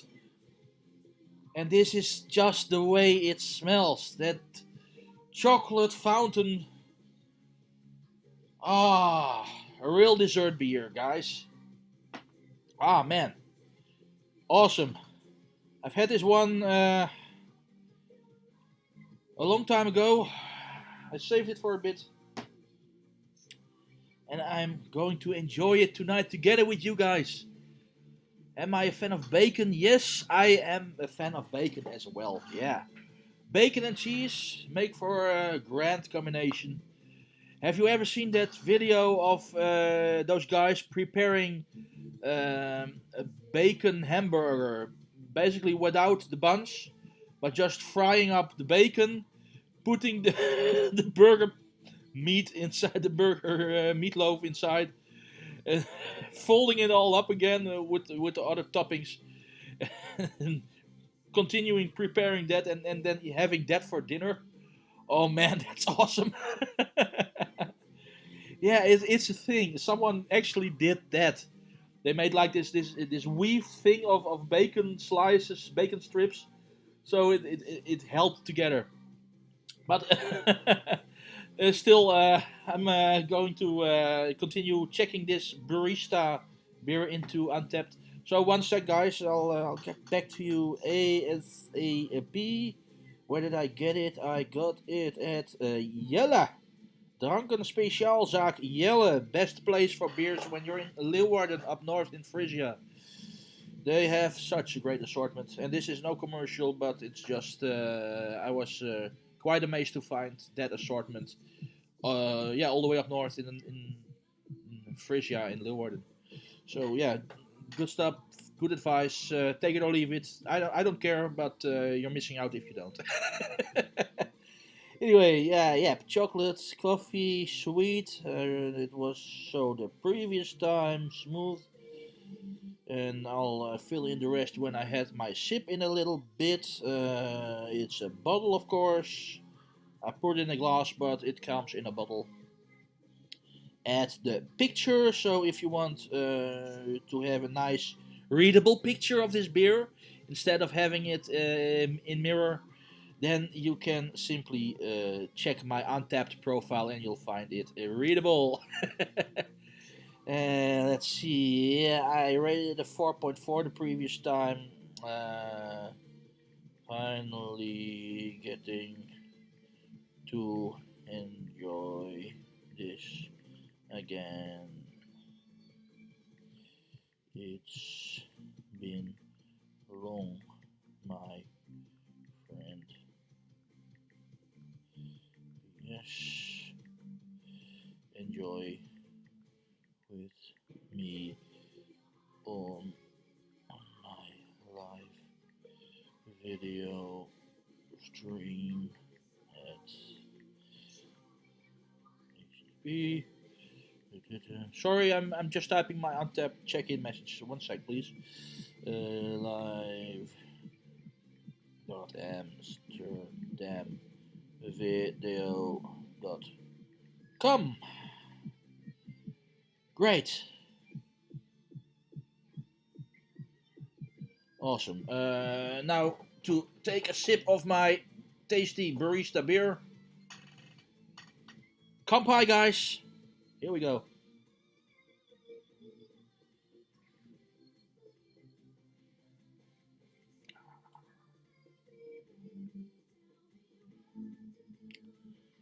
Yep.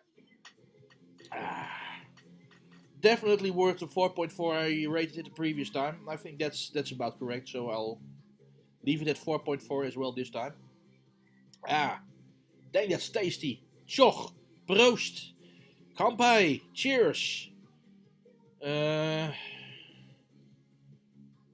we have more ways to say it? Salute.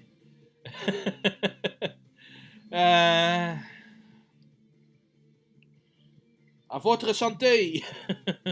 I don't know. There should be plenty more, but I can't think of them right now.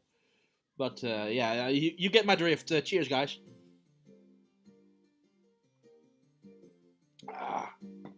Yeah, good stuff.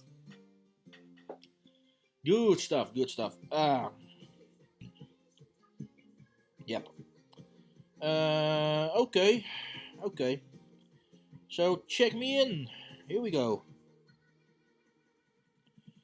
Oh my god, I unlocked a local badge. Badger, mushroom. Oh no, it's not badger, it's badge. It's a Frisian flag. Dranken speciaalzaak Jelle, so they hand out badges as well. Yeah, I forgot about that. Even though it's already my level 5 badge. Ha! Good stuff. Good stuff. Awesome. Okay, it's there.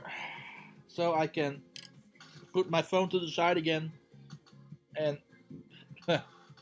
show you guys the little crown.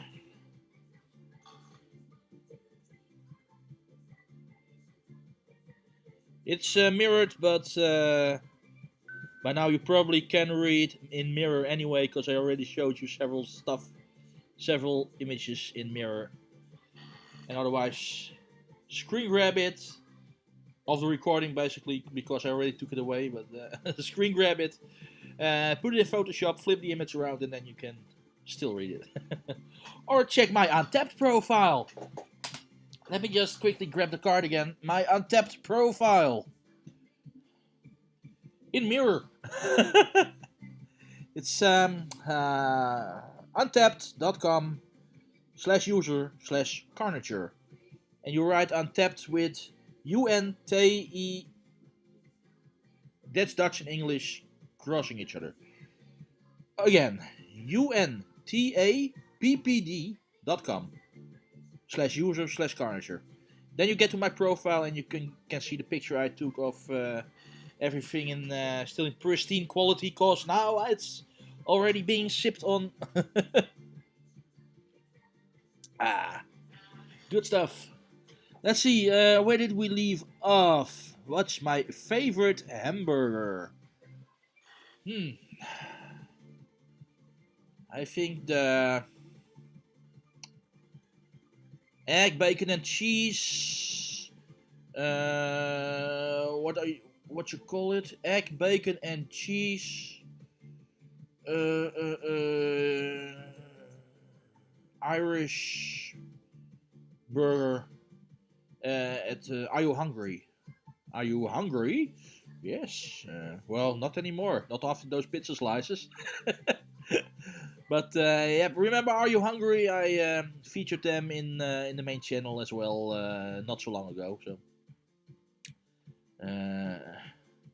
but yeah, Are You Hungry? Great burger place, great choice. Changed ownership somewhere halfway past last year during the Corona thing, but the new owner already was a trainee back in the old days, so. Yeah, he continued everything exactly the way it was, which I'm very grateful about, very happy about, and it still is the best burger place up there in Leeuwarden again. And outside of Leeuwarden, I think Hard Rock Cafe has some good burgers. And if we're going for the commonly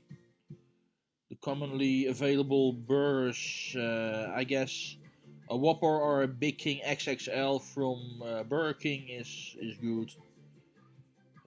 Not the best, of course, but good, very very edible. And yeah, not meat but chicken, but I do like the chicken royale burger with cheese. How did they call it? They renamed it to the long chicken with cheese, but I'm still calling it by the old name, the chicken royale with cheese. Try that, guys. Go to your local Burger King and try ordering a chicken royale with cheese, and see if they recognize it. If they don't, it's basically the very same as a long chicken with cheese, which they should have on their menu. But yeah, chicken royale was what it was called back in the days, and yeah, that name adds a bit of flair to that burger. It's good. Good stuff. Good stuff. The crispy bacon is a great texture with hot cheese lava. Yes, sure is. uh,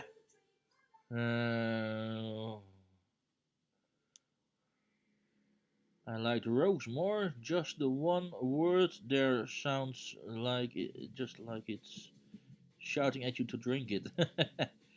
Yeah, the label is rose label is indeed way more interesting.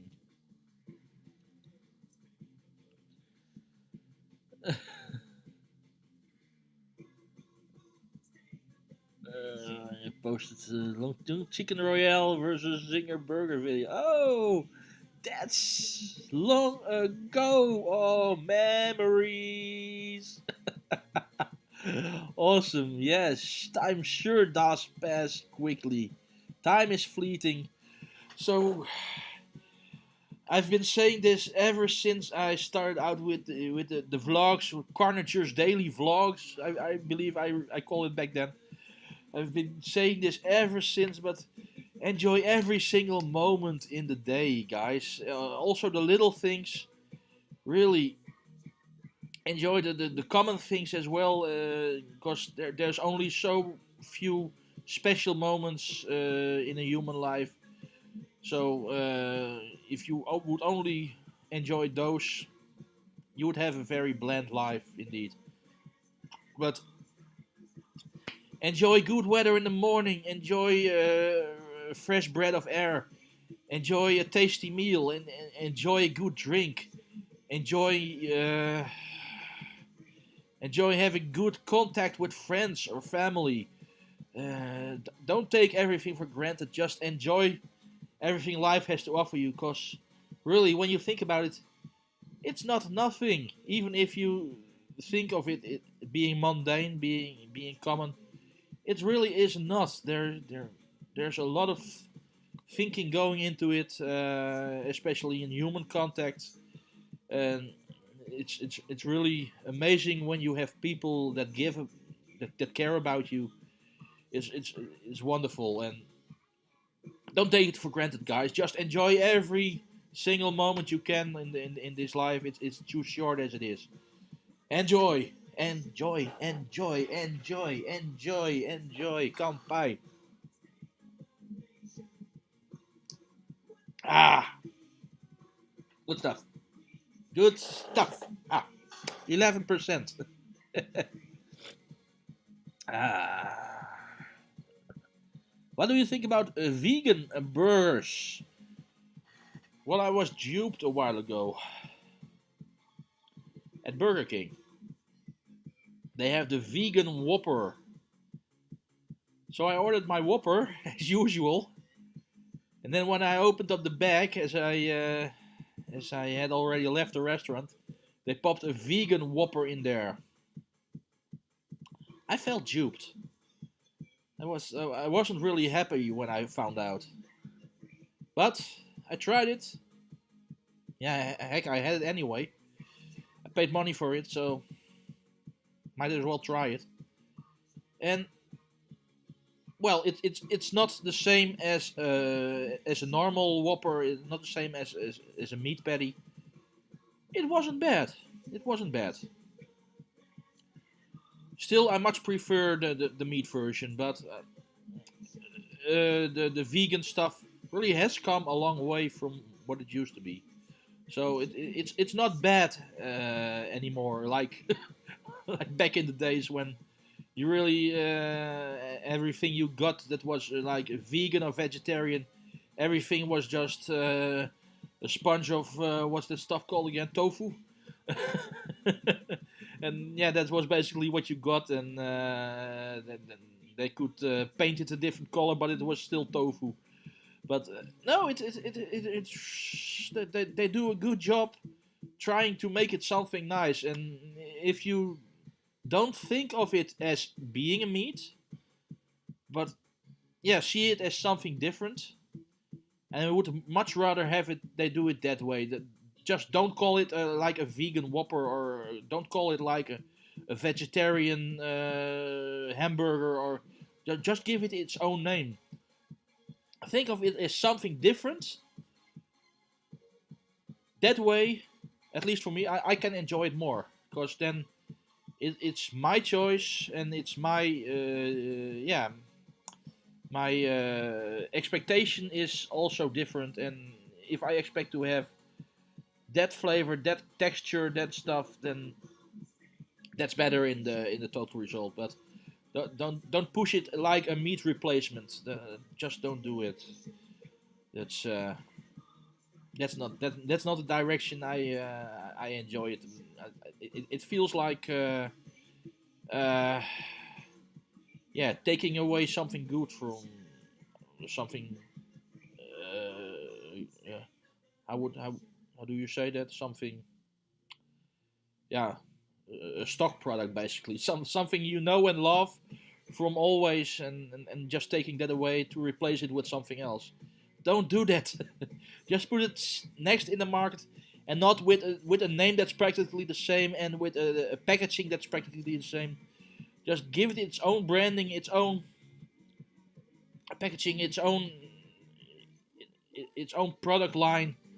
I don't care. Make it something completely different, but just make it a choice. Offer it in that way, and then people can make they can make a well informed choice and enjoy it more for what it is.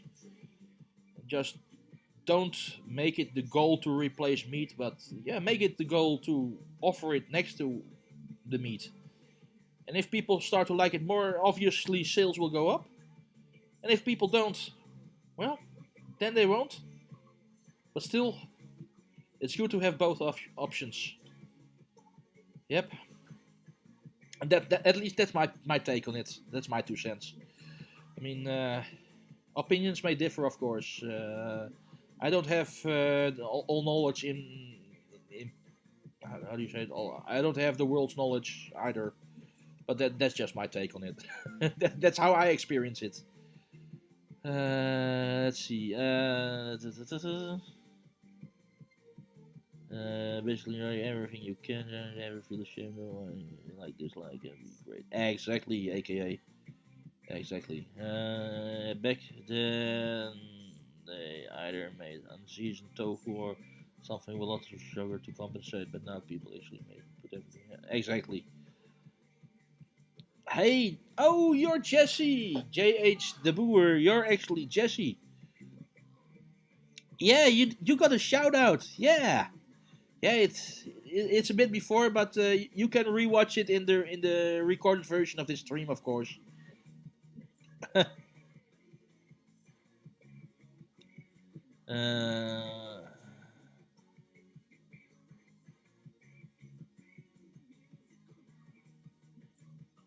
Live lessons for his problem. He's afraid to be in front of a camera. Really? Let's see. How did I tackle that? Because, well, afraid is perhaps a bit of a big way to put it. But I wasn't exactly comfortable in front of a camera back in the old days either. On home videos, okay. Not too much, but I would be on them occasionally. Like when my mom or something filmed me, or you know, that kind of stuff. It happens in families. Yeah? But so I would be on camera anyway. But I didn't much enjoy being on camera back in those days. I always had this feeling like nothing much to see. I'm not an enjoyable person to see on a video. Much rather show other things, you know. So that's the whole feeling I had back in those days. And so not exactly scared, but uncomfortable still. But at one point, I started YouTube, of course. And you can look back at the history on the main channel. I mean, you have to go down like more than 2,000 videos or something. I know it's a lot, but perhaps on a rainy week, you can see back in the old days. I did a lot of videos before the whole vlogging stuff began. did a lot of videos just showing you around without including myself, without commenting. It was just looking around. Yeah, just silent film. Well, you did get environmental sounds. So environmental videos, basically. I believe that's what I called it back in those days. Environmental videos. Yeah. So I did it back then, and then at one point I thought to myself, what the heck? I'll just do this and I'll see how it goes. So I did this. I believe it was this video I did of cheap lunches. So I was out in the company car, I think, and I went down to the grocery store. I bought some stuff, and and then I talked about the stuff that I got at the grocery store and how that was a cheap lunch and blah blah. I think that was one of the earliest things you could consider a vlog as well. But that's how I I remember how I started, and then I was like, okay, I could do this sometime again, and it took a while, and then at a given moment I did it again, and yeah, slowly but surely I started appearing more in videos. I took quite a lot of time to do it, to yeah, to migrate into being more in the videos, and still I'm more like yeah, a video shouldn't be only showing one person and that's it, you know, like the attic vlogs, like you see them a lot, or you saw them a lot on the YouTubes. The people in their bedroom just talking about what happened to them that day, and that's basically the whole video. I mean, you could bring that as an audio log. You could even bring that as a typed out log. It doesn't deserve to be a video log, in my opinion. It doesn't add anything. But if you can combine your own video together with yeah, with actual footage of what you experienced in the day, that was my whole take on it. I wanted to do it like that. So yeah, I just mixed the two together and basically did the narrating as it happened. And yeah, slowly but surely the vlogs became what they are today. And yeah, you can see over the years the style has changed. Yeah, gradiently. And yeah, now we're at this point where I'm already in front of the camera for 2.5 hours or something, and yeah, you're looking at my face and you're looking at me sipping beers and all that stuff. And well, I've done a few of these long videos before, live streams as well, but I never imagined me doing anything like that before. But yeah, now that yeah, time has progressed, I'm doing these as well, and yeah, I can't say that I'm afraid of being in front of the camera at all. It just feels like a natural thing now. So if there's anything I can conclude out of my own experience to cut this long story short, just do it.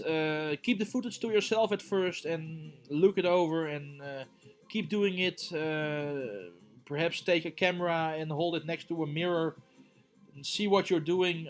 Well, most cameras have a reverse screen anyway, so you can just see what you're doing. But yeah, just do it a bit like that, and get comfortable with seeing yourself on screen. I think that's the first step. And then slowly include trusted friends, family, and yeah, get them to see it, and slowly you can grow your audience, and yeah, stop being afraid of being in front of a camera. So I think I missed some missed some comments. Let's see.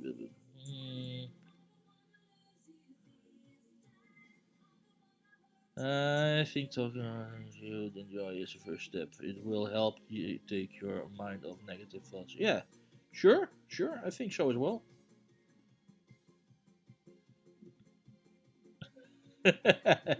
Right, Aschie. God. We have someone trying to be funny. Okay.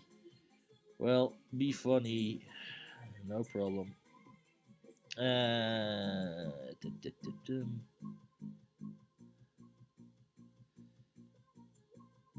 Yeah, I'm happy to share it with you guys. Yeah, good stuff. Good stuff.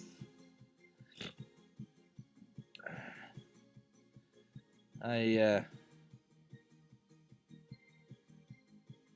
think there's someone who would deserve a timeout. Let's see, how can we do this?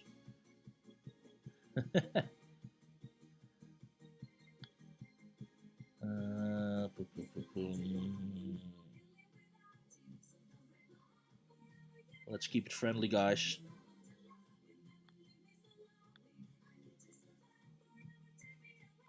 I haven't got the faintest how to do this, but...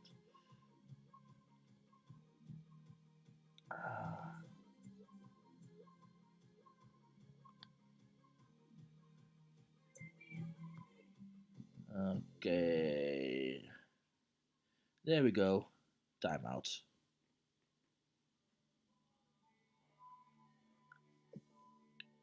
We'll see.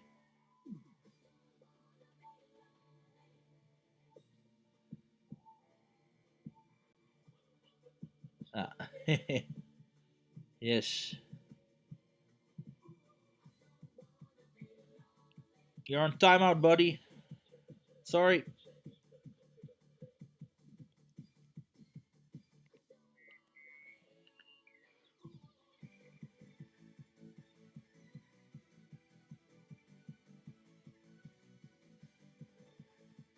You want to be moderator, Jay? Very well. Let's see, how can we do that? Add moderator.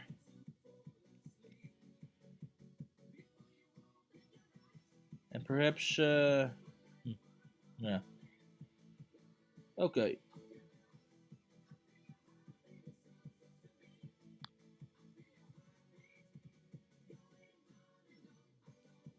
You're a moderator now, Jay. So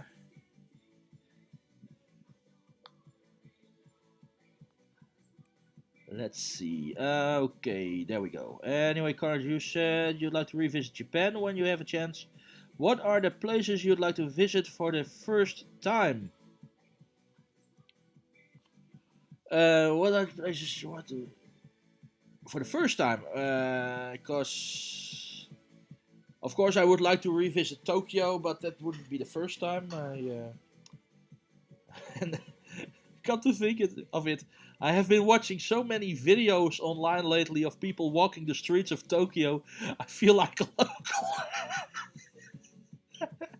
Yeah, you have those videos nowadays where people just walk on the streets. They do a one-take video of several hours, perhaps. They just walk around and they show you the street view. And I really love seeing those videos as kind of a wallpaper, actually. But it yeah, it hits the spot for me. Anyway, where would I like to visit for the first time? I would like. I haven't really thought about that many places I would like to visit for the first time, actually. I guess I would just expand my surroundings from Tokyo for a bit. Perhaps Osaka, though, on the other hand, that's very tourist-minded these days. Well, not with Corona, of course, but after Corona passes, I'm sure it will return. Nagasaki, perhaps. Yeah, and some smaller towns as well. But I I don't really have anything coming to mind right now. ah. Ah, man.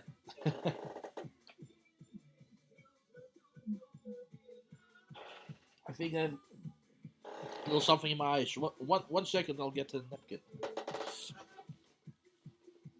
Ah. Oh, I didn't even put it in intermission. Oh well. This wasn't really intermission worthy anyway, as I'm already on my way back. Ah.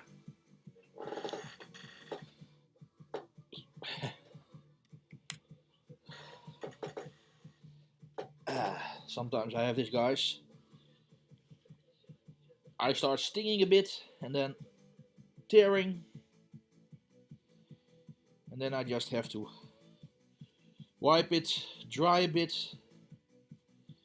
And, yeah. Then we're back in action, I guess. Probably my glasses are getting too polluted over the day, though it doesn't really look that polluted yet, but oh,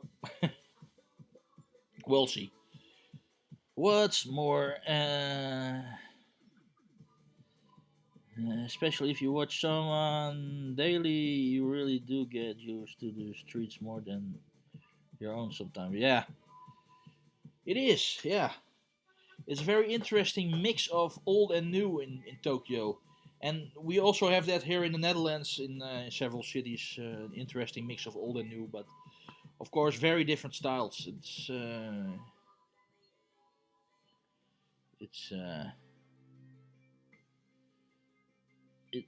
good stuff. We'll see. We'll see if it continues. I'll just rub my napkin in for a bit more, and all will be fine. No problem. Let me just grab another sip of beer. Wash away the tear.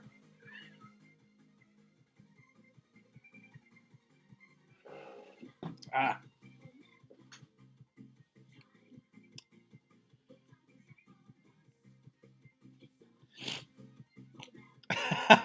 Buffets in Osaka. Yeah, sure. Well, there's a lot of food in Osaka. That's one thing that's for sure.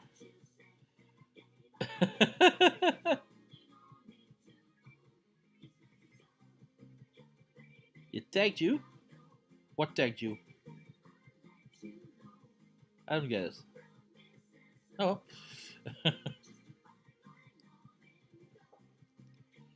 Ah. Good stuff, good stuff. Yeah, guys.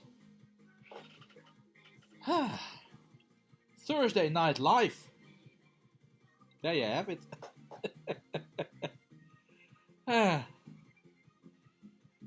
It's not like the regular talk shows on NBC or whatever, right? But we're talking regardless. And this is more interactive anyway, so I like this. This is good stuff.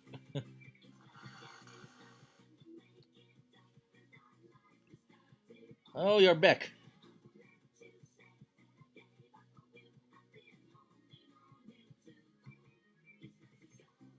I don't know who it is, but I don't know who.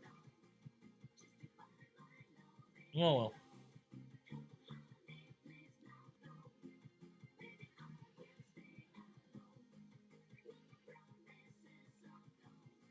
I guess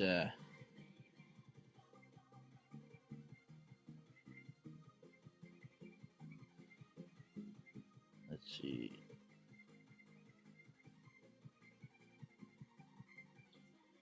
Let's just hide this user.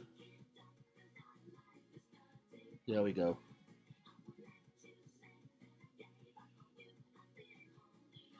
I'm sorry, your messages are hidden now. We don't really have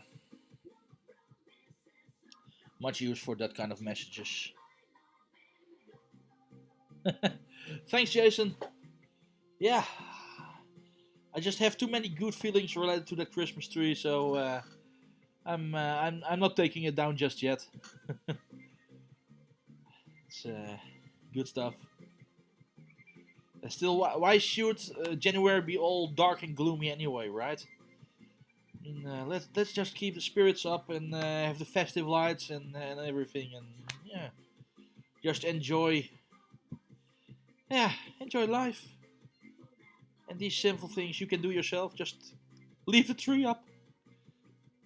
At least when it's a fake tree. It's a fake tree. Otherwise the needles will be all down by now. That wouldn't be good to keep up. But a fake tree, it can perfectly survive. So just leaving it up. Yeah. Fun, warm feelings, good stuff. All year. Well, my sentiments exactly. Yeah, good stuff. Of course, that brings another issue. Leaving the tree up all year, you have to dust it. Take some.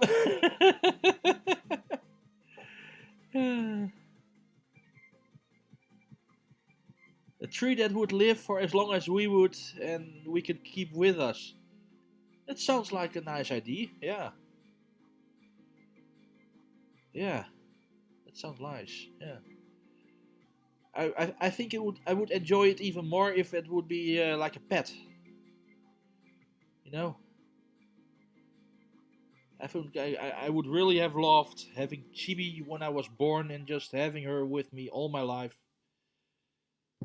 Up until the day of our demise. Yep, the real world works differently. I guess it can't be helped, but we'll have to make do. It's yeah.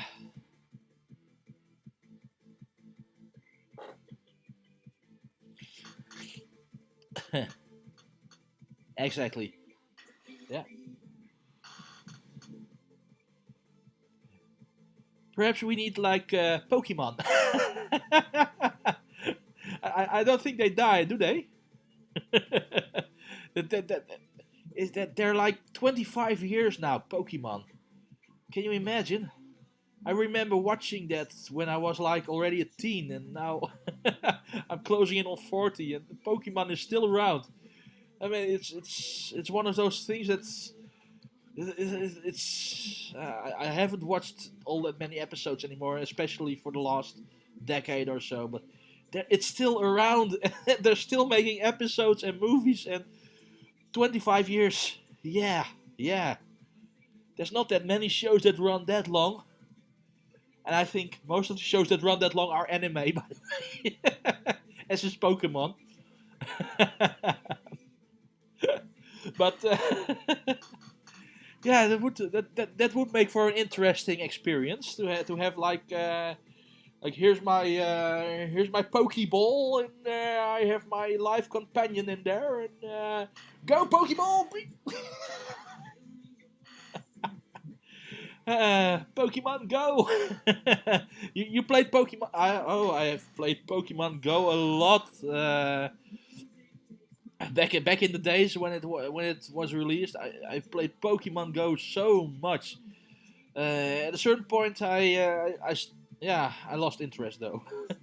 they introduced too many new Pokemon, and they introduced different styles of play, and yeah, that didn't agree with me anymore. But yeah, then I switched to what was it called again? That other game from Niantic. Ingress, yeah, that's basically the older game. So I switched to Ingress, and I played Ingress a lot after that. Yeah, I completely burnt it into the screen of my phone. There is still a bit of ingress visible on my phone screen. Oh man, how much I played Ingress. But at some time they introduced like a new client, and yeah, I didn't like that client for Ingress, and they kept the old one parallel, yeah, alongside that for the better part of a year, I think. So I kept on playing with the old client, and yeah, I enjoyed that up until the very last day, until they ended with the old client, and yeah, then yeah, I quit cold turkey.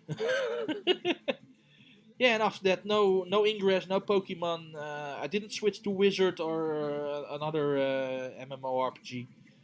It's no, but it was fun while it lasted. Sure was.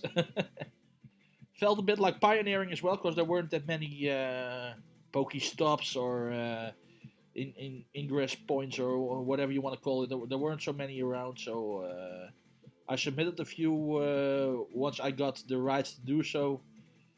And yeah, I saw several approved as well. So yeah, the people still playing can thank me for that. No, they won't. Well, no problem. Doesn't matter. Let's see. Digimon. I watched the original Digimon 2 seasons, I believe it was. And after that, not really. So, but I did watch the recent reboot of Digimon. What's the reboot? Digimon Try and Digimon. Well, the currently running season of Digimon, I'm also watching that. But yeah, it feels different from back in the days. But it's fun to watch. It's fun every now and again.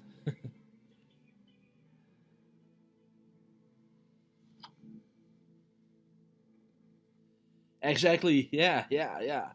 Once a Pokemon is worn out, just go to the Poke Center, and there we are. Do, do, do, do, do.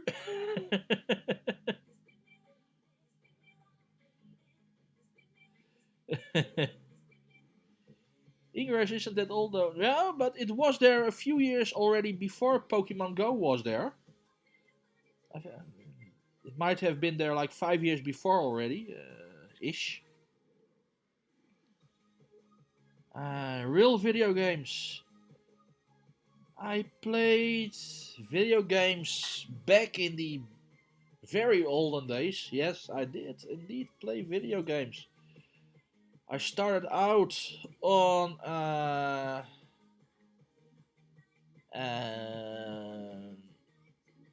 not counting the Game and Watches. I started out with an MSX1 home computer. It was like a keyboard with a fat behind, in which you plug the cables to your television and the power basically, and a tape deck next to it. It was back in the 80s. It had a keyboard on the front, of course, but you could play games on it. You could use the cursor keys, or you could attach a joystick. So there you were, joystick, and yeah, the joystick wasn't really very very good in catching the movements, of course. It was back in the days when home computing was still, yeah, very basic. So there you had your 8-bit sprites of one or two colors of something on a background of a few colors. That was it, and that was how you were playing games. And it wasn't so much the graphics back then, it was the gameplay, and those were dang good games. At least the way I remember them. But yeah, nostalgic feelings always take the upper hand with that kind of stuff. Anyway, MSX. At some point, I moved on over to the Super NES, the Super Nintendo, Super Famicom, the European version. As yeah, well, I live in the Netherlands, of course, Europe, so I got the European version. So we didn't get any of the very Japanesey games they put out for the Super Famicom. But we got like the trimmed down American assortment of the games. Yeah, Europe, multilingual, all that crap. So yeah, that just meant they released stuff later and less than than they did in the origin countries and stuff. But still, yeah, that felt like the most fun I had with a gaming console ever, Super NES. It had a nice selection of games. It had a good combination of 2D graphics on the one hand, and yeah, good playability on the other hand, and still yeah. So good gameplay, good controllers, good good graphics. I like them cartoony. I don't really care for the whole live action, real life graphics in video games. I like them to be a bit cartoony. So Super Mario World and two Addams Family games and The Legend of Zelda: A Link to the Past. Yeah, good stuff. Now you're playing with power, super power. That was the slogan they said on television. Yeah, good stuff. So,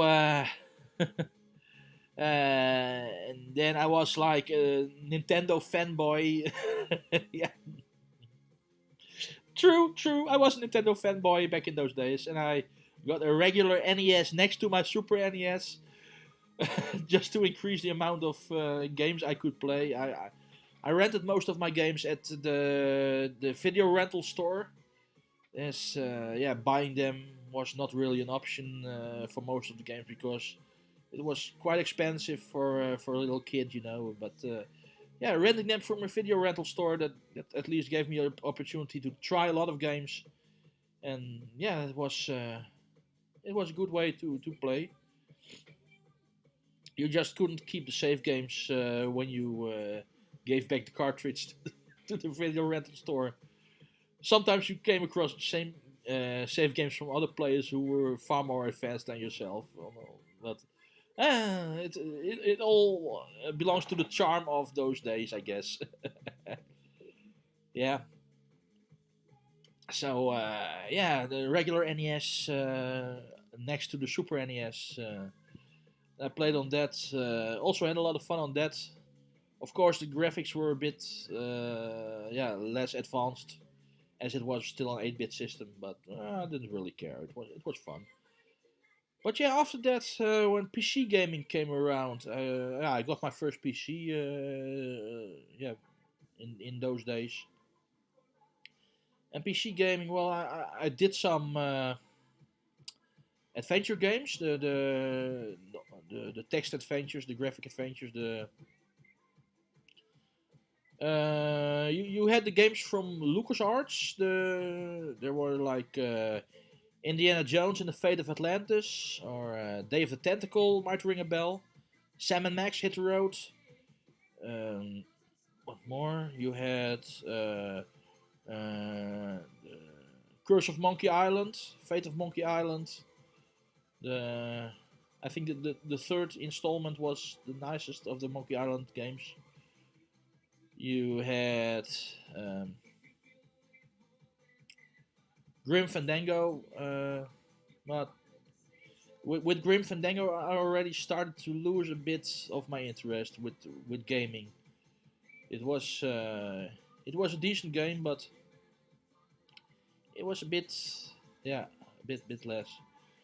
Leisure Suit Larry, of course, yes, you also had that. That wasn't LucasArts though, but that was interesting as well. That they had a very crude sense of humor, I guess. It was special games. But of course there were like the video game or the games that were like also ported to consoles, like Lion King and Disney's Aladdin. They were fun. But yeah, I think after that, slowly there came an end to my video gaming days. At one point I did buy myself a Game Boy Color, Game Boy Advanced, with Pokemon Yellow, the Pikachu edition. Yep, I have an imported Pikachu edition of Pokemon. Imported from the United States. Yeah, they didn't have it in the Netherlands back at that time. I think they introduced it later still, but yeah, not from the get-go. So I had that one. I had some Super NES remakes for the Game Boy Advance. A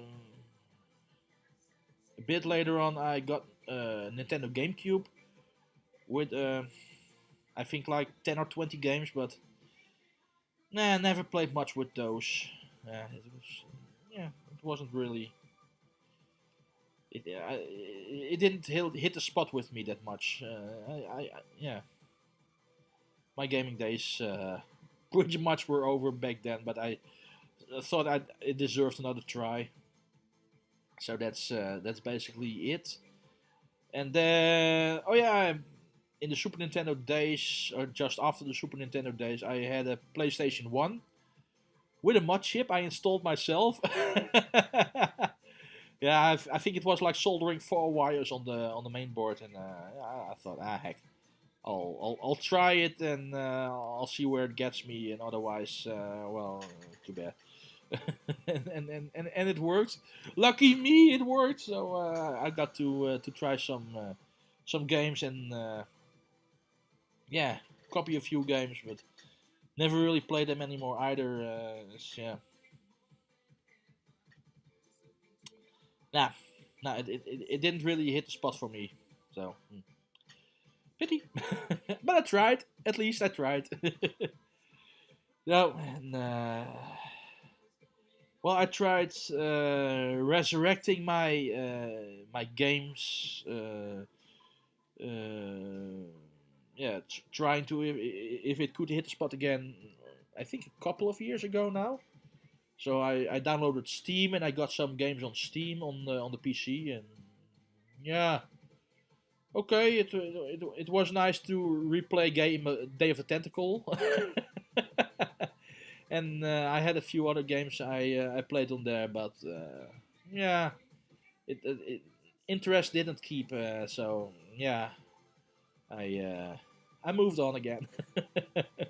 Still have Steam installed, so I can boot up one of those games just as easily. But yeah, plenty to do, plenty of fun doing other things, and it just doesn't really take priority with me, the games.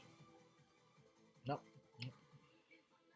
I do like to flipper a pinball machine when I come across one still, but that's not video games, of course. That's more arcade games. We don't have enough arcades in the world anymore, guys. Really, we need more arcades, preferably with the 1980s contents. Good old days. 90s contents is also okay, but yeah, we need more arcades. Yep. So yeah, games.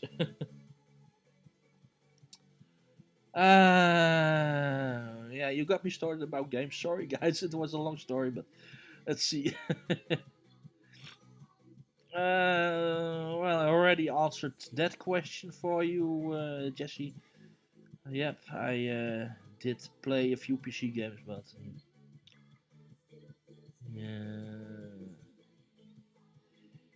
yeah, Aski, I still have my old Super NES as well and my old games. It wasn't playing that nice anymore in the end, but it still worked somewhat. One of the controllers caught fire. Yes, it did. It caught fire. I'm so glad I caught that in time.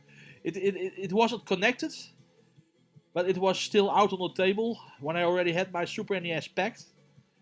It was out on the table, and the sun was shining. It was in my old apartment in Amsterdam. And all of a sudden, there was this little kringle of smoke coming up from the controller, and I was... Huh? What the... Hit with stupidity. Yep, the controller caught on fire. So somehow the sun had come in on an angle, and it wasn't even like a spot focus on, but there was enough power in the sun to catch the old controller on fire with the weakened how do you call it, the weakened structure of the plastics. After all those years, it was enough to catch on fire. So I quickly took that controller away and put out the fire. Of course, the melting, actually it was only melting then. As soon as I pulled it out of the sunlight, it only melted. It wasn't. There wasn't a flame anymore. But still, it's such a weird thing. I mean, it really put a new perspective on house fires. You know, it's such a weird thing to have a control that's not even plugged in, so there's no electricity, and it wasn't especially hot or anything, and it simply caught on fire just by the sun shining on it. So if you do have old stuff lying around, old plastic stuff, and you don't have the curtains pulled, be very wary, something might catch fire. Really, it's so weird, so weird. Yeah.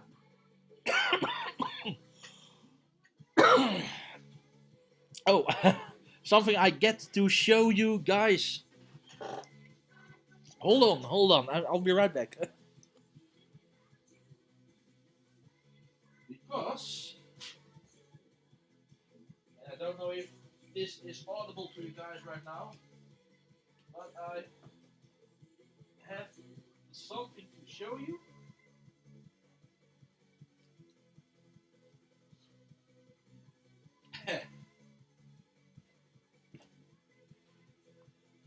Because I was feeling nostalgic at some point. I did by myself, and I unwrapped it, but I didn't even take it out of the box. I got myself this one.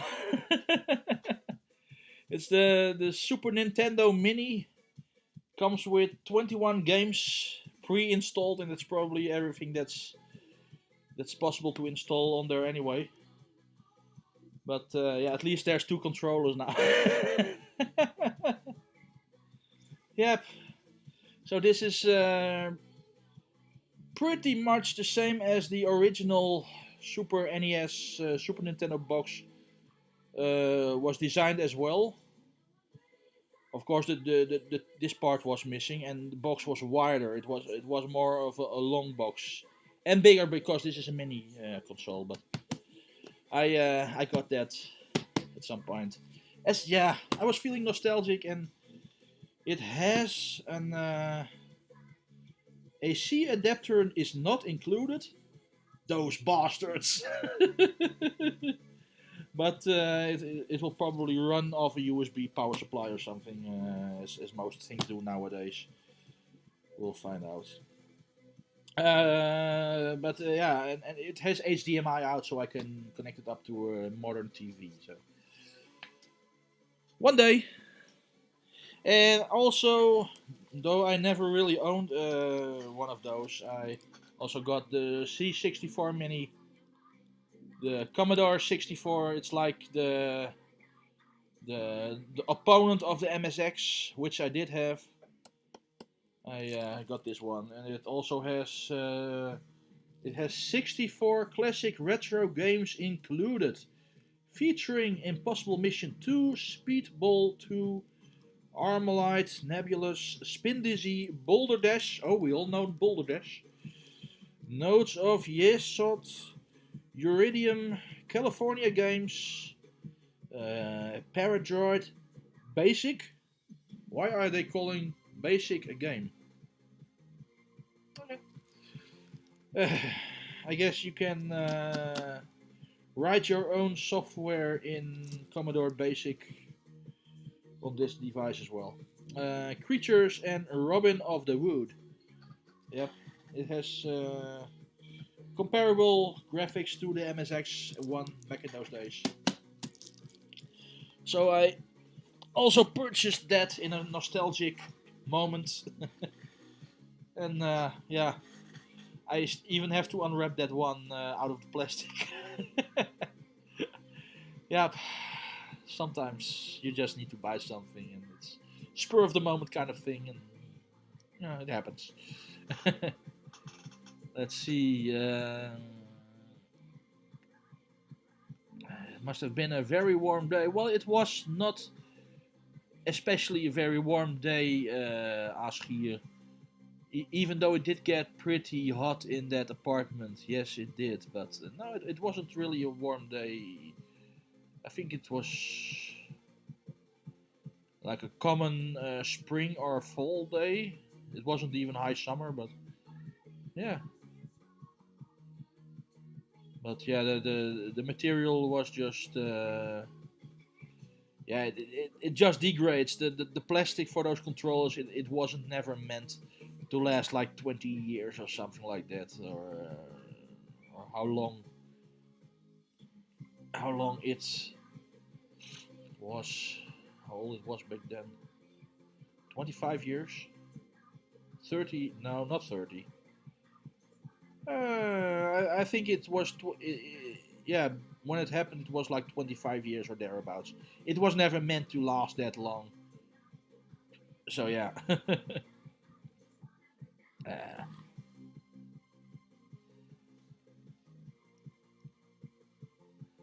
The original controllers had the... Oh man, come on! You know the image is mirrored now.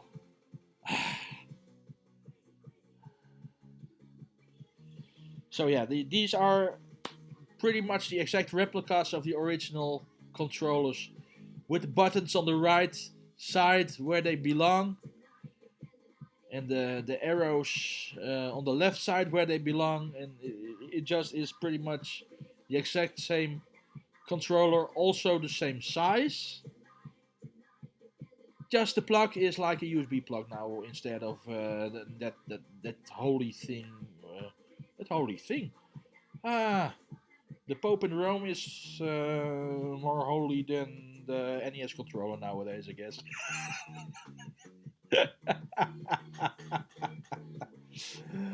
Time to sip another sip of my beer. Cheers!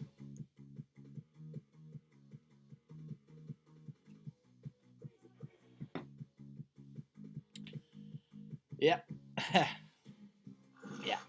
Yeah. This would make for a fun combination. I would put this Starbucks Christmas ornament together with the beer bottle. Barista! I never put this ornament up in the tree. I didn't get a 2021. Dang it, Corona. This is the 2019 one. I never put it up in the tree. I thought having the original cardboard box around it would be nice as well. No. Silly reasoning, I guess. It's a nice ornament. Nah, I can always take it out of the cardboard anyway, later on. No use doing it tonight. And this one doesn't have a year on it, so I guess this one can go through for 2020 then. It's a little French press Christmas tree ornament. Starbucks, yeah. Oh man, I used to visit Starbucks so much back in the days. I haven't been there now in the better part of a year. A complete year, perhaps. Yeah.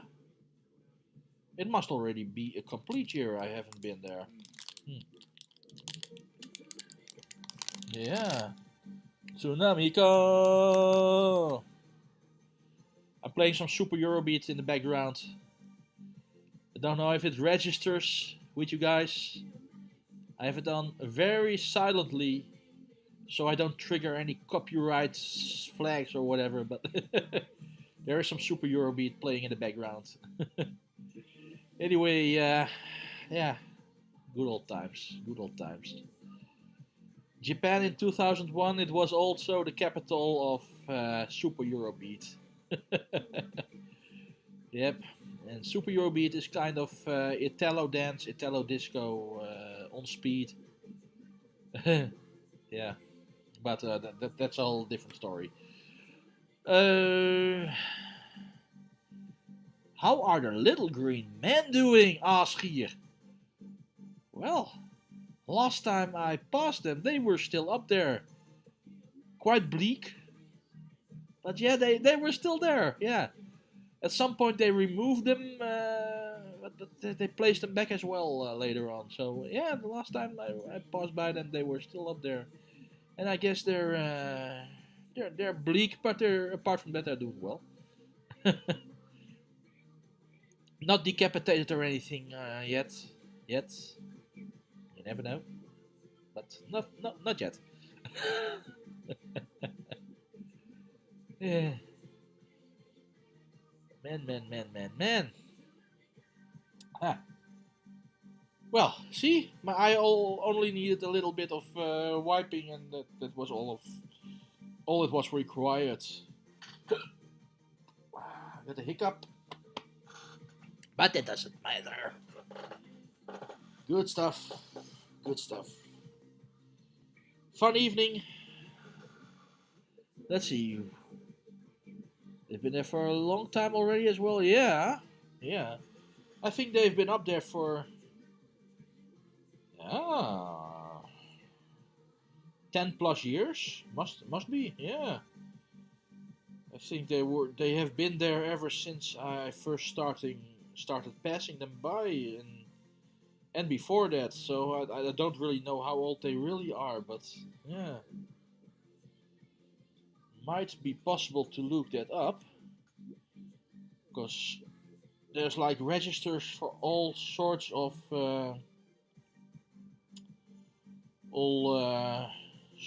works of art.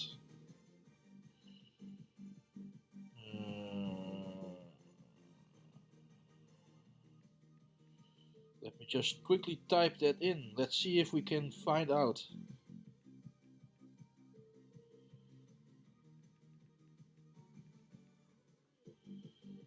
We can find out.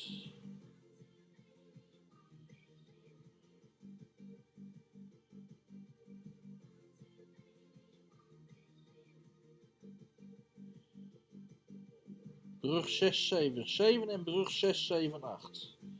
Dus even kijken. Bridge 677 and Bridge 678 are the ones that span over the road there. Let's see which one it is.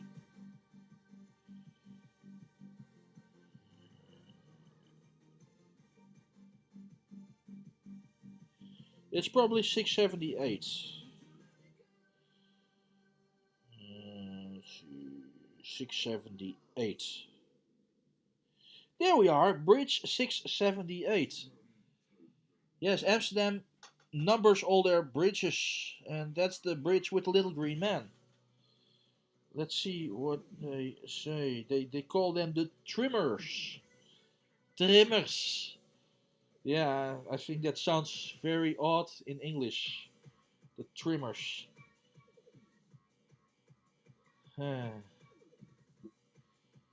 Built in 1974, 1975. Renovated in 2016, so that must be the period when they took off the little green man. And let's see.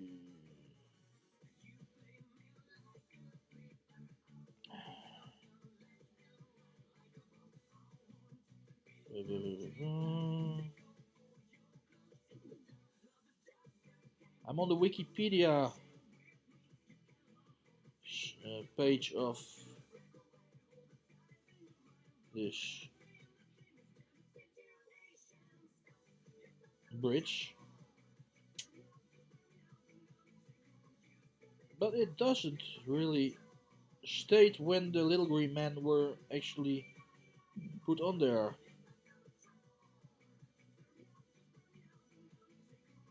No, they didn't mention it in the Wikipedia. Runners, yeah. Trimmers would be runners, I guess, yeah. Yep, true. Yep, Wikipedia has it all, guys.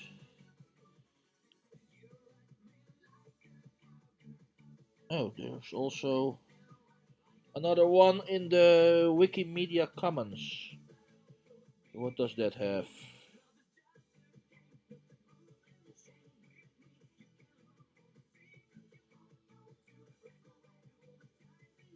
Nope, they don't mention when the little green man came on there. So, earliest they would be there back in 1975, and by the latest in 2010 when they were introduced, but probably somewhere in between that. That 35-year time span. I can't make it any better than this, guys.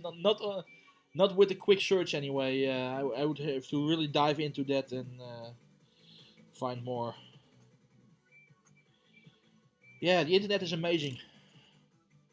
If you really want to, you can find everything on the internet.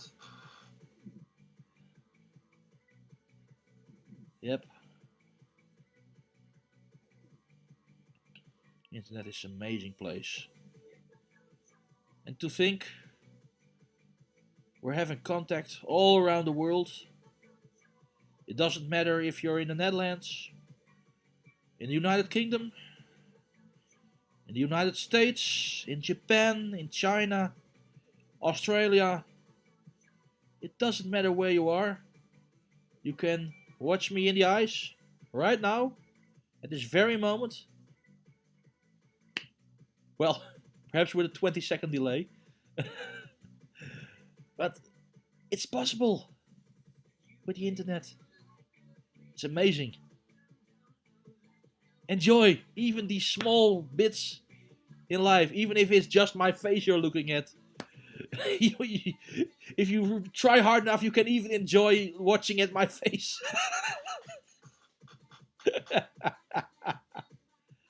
uh, uh, let's see, were there more updates I wanted to tell you about? Well,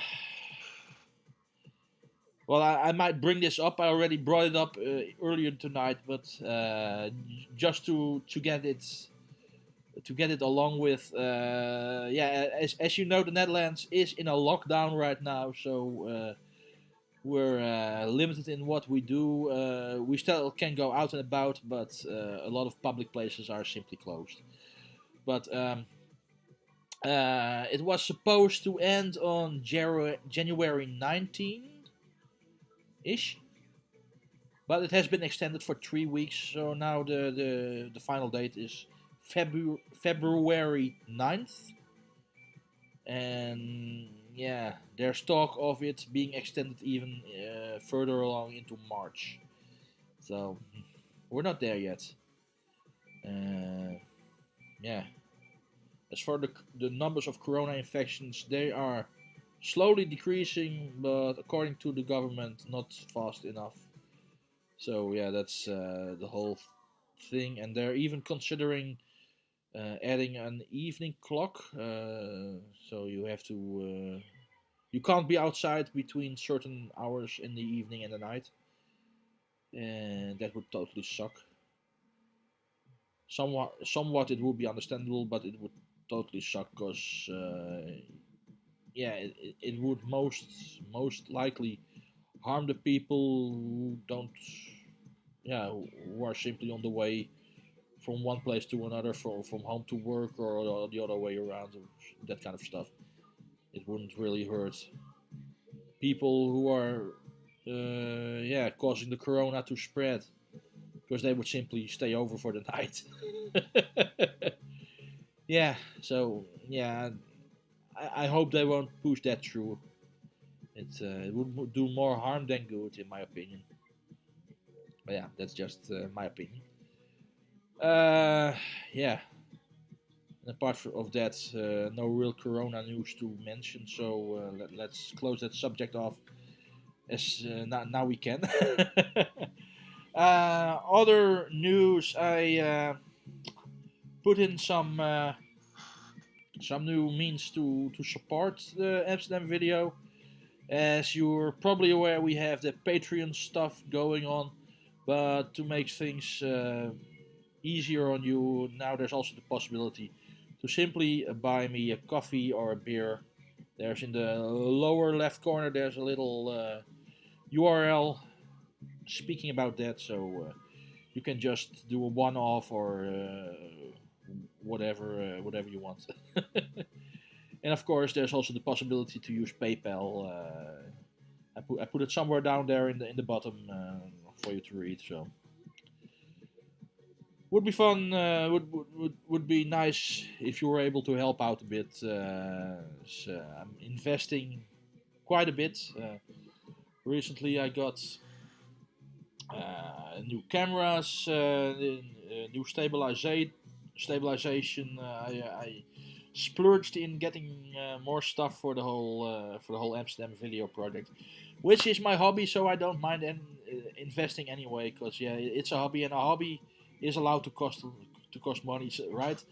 So no worries there. But yeah, it's always nice to see yeah, something returned. Yeah, a jest of how do you say that? Well, a means of yeah, saying you like what I do and want me to continue. At a lack of better words right now. So all I basically wanted to say about that, there's now this new option. So yeah, if you're ever inclined to do something like that, then you know of its existence.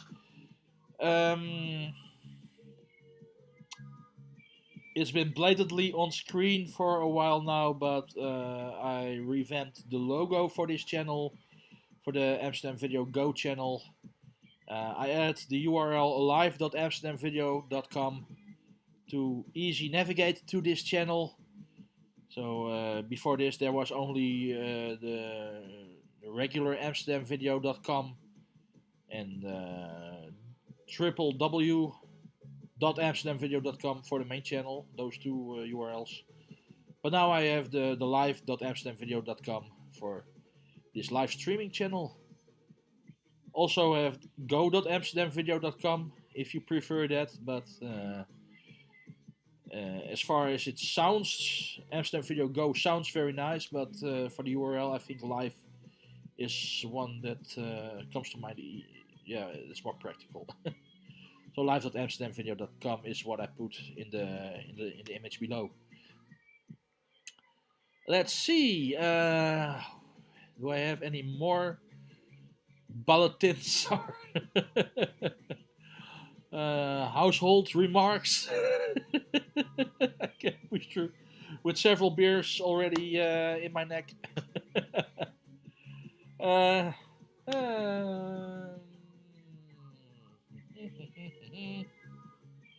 No, not really. Nothing that comes to mind. As far as the main channel is concerned, I don't really have that much stuff. I have some clips I got together, which I can put together into a single video for you guys. But that's pretty much everything I have for now for that channel. Yeah, Corona. It still is uneasy to go out and about now that everything's closed. Earlier tonight I already spoke about the Japanese pancake world stuff, and accidents do happen, but even if it's not entirely accidents, but it's just plant maintenance, let's just call it that. If you're far from home and there's not a place to go to do that plant maintenance in time, it may turn into an accident as well, and yeah, that's a problem. And I don't really like to run into that kind of problems because they're very inconvenient. So yeah, the amount of material is very limited for the main channel right now. I guess this channel really has the advantage because here we can just sit and chat, interact, and it's easier to make to do this kind of content at this time. Very different kind of shows, so I can completely understand if you don't like the main channel but you like this one, or exactly the other way around, of course, because yeah, it's just very different, and that's also why I keep them separated. Gotta keep them separated. Hey, Arsenal Obsessed TV, welcome. Yeah, keeping well, sure do. Regardless of everything that's happening in the world, yeah, I'm pulling through, keeping well. Haven't been affected yet, and nobody I know has been affected yet. Nobody I know personally, anyway, has been affected yet. So yeah, we're doing fine. We're just pulling through with the whole lockdown and everything in place. Yeah, just going on and trying to still enjoy everything in life we can enjoy, right? Yep. Always look on the bright side of life. Remember that one? Yep, you do. Yes, you do. Everyone does. Yep. Always look on the bright side of life. In my best British accent. Sorry, didn't mean to make anybody mad. Yeah, very good news. Hope you're doing well, as you're healthy and good just as well, keeping well. Yeah, and everybody that's watching, of course, and whether that's now or in a repeat, just be healthy, be safe, and make the best of it, and yeah, try to enjoy as much as you can. That's pretty much my take on it. Good, great to hear. Great to hear. Awesome. Yeah. Let's drink to that. Kampai. Cheers.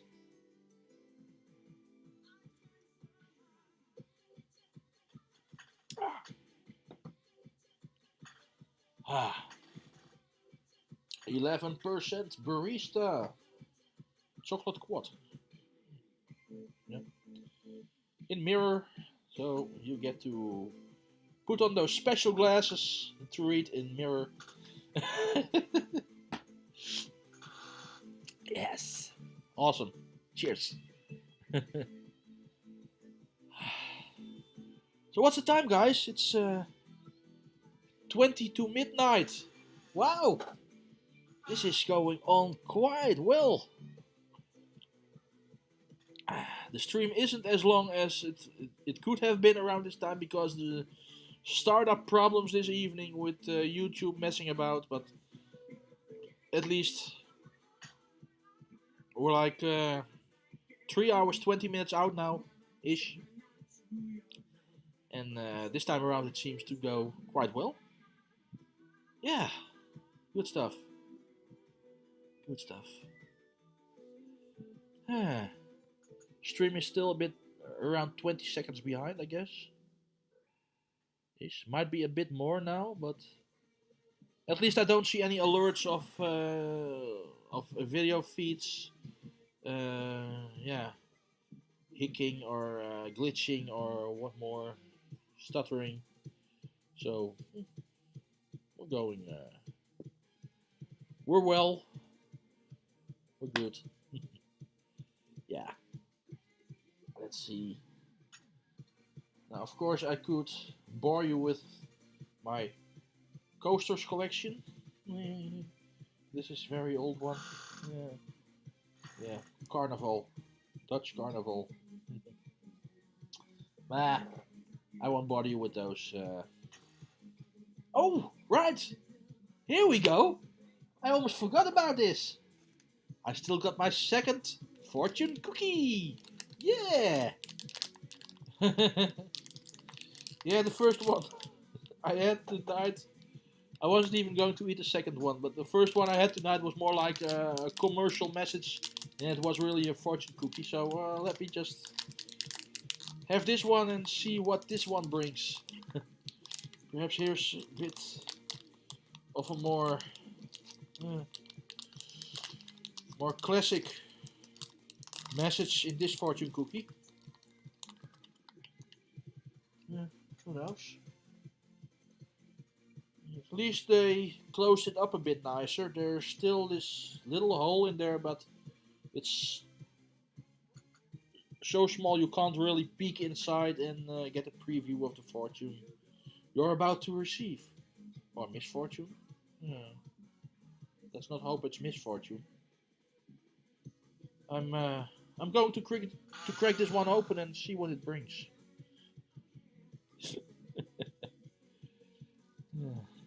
Pizza restaurants and fortune cookies. Let's see if that's a good combination. Man, that's darn it. Ah, there we go.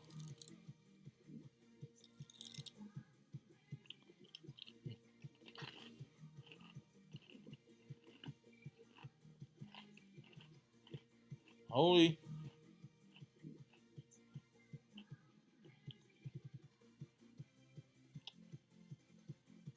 Huh.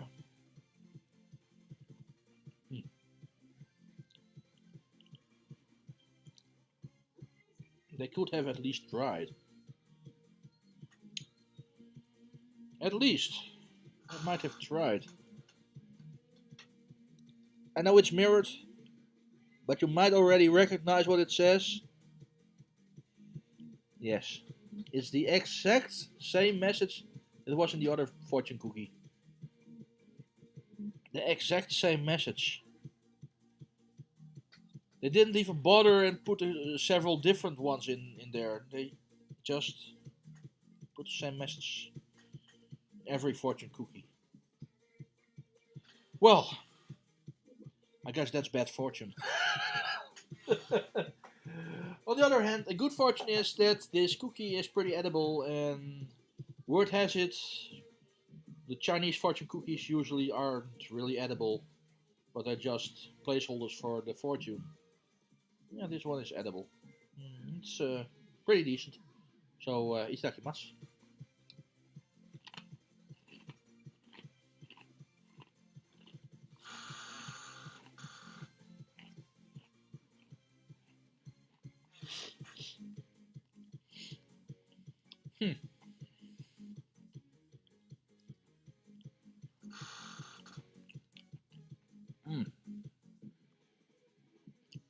So,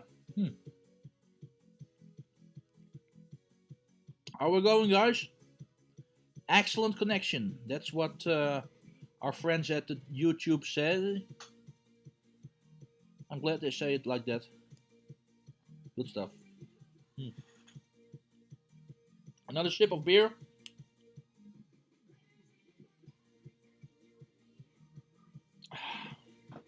Closing in on the end of my beer, at least. Yeah. Good stuff.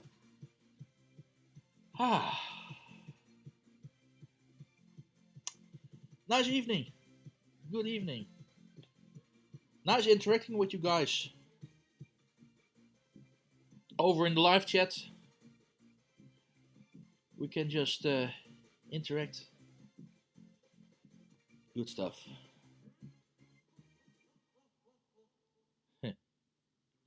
Yeah.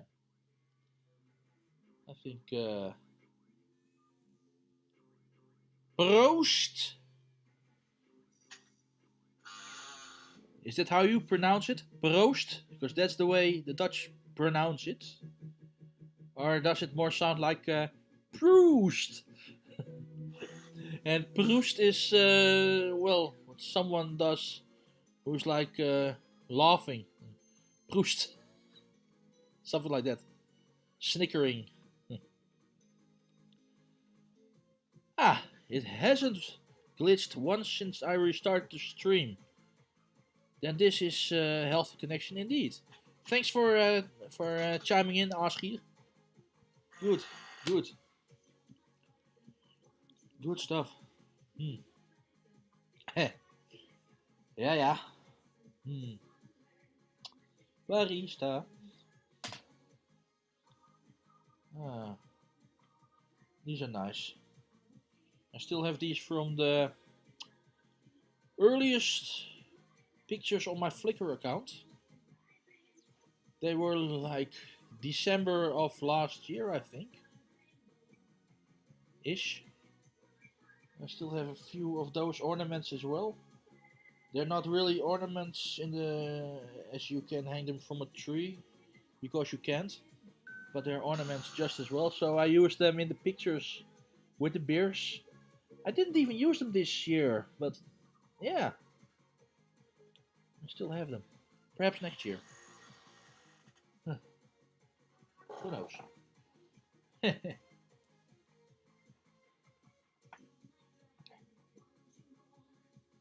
These are also nice. They are like little LED lights. You can see they're pretty light indeed. Running off two of these, let me put it off again, so the camera will better register, but it runs off two of these very tiny little batteries.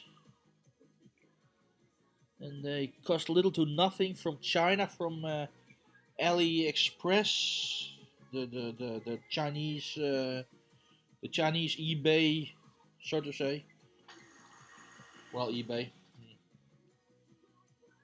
If I could give it, yeah, the Chinese Amazon would be a more striking comparison, I guess. But then, very cheap. Yeah. Sorry guys, I'm one of those people who tends to order off AliExpress every now and again, and yeah. More often than not, I'm pleasantly surprised. Sometimes, of course, I witness these products that are terrible, because they are on AliExpress.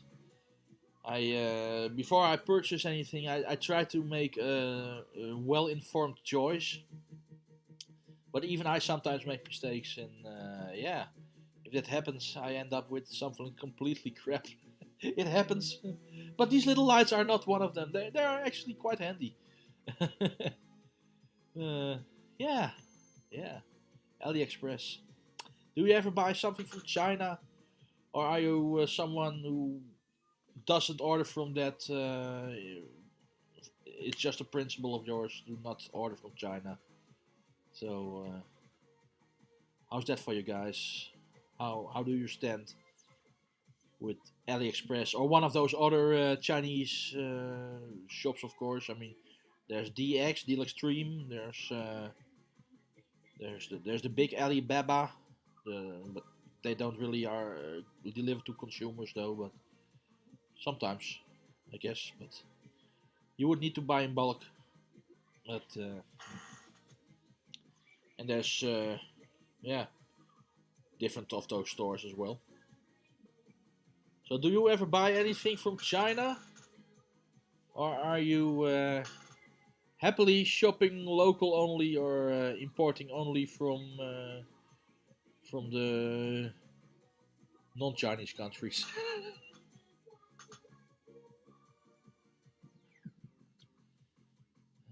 The Jeff Bridges commercial for Amstel beer. I can't say that I have. I don't really want to do it on this little poor MacBook right now.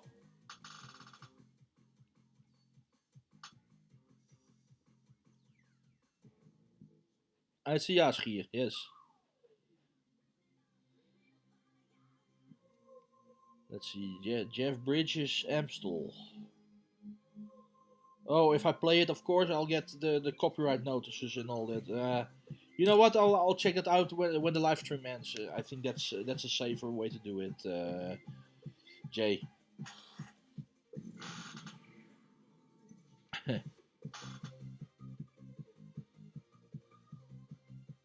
Okay, any other takers on the Chinese web shop question? Or should I simply move on? I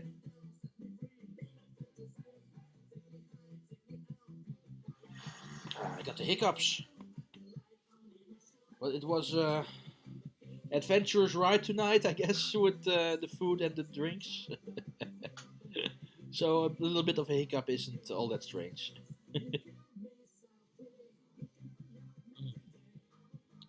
I still have this little bottom left of my barista beer.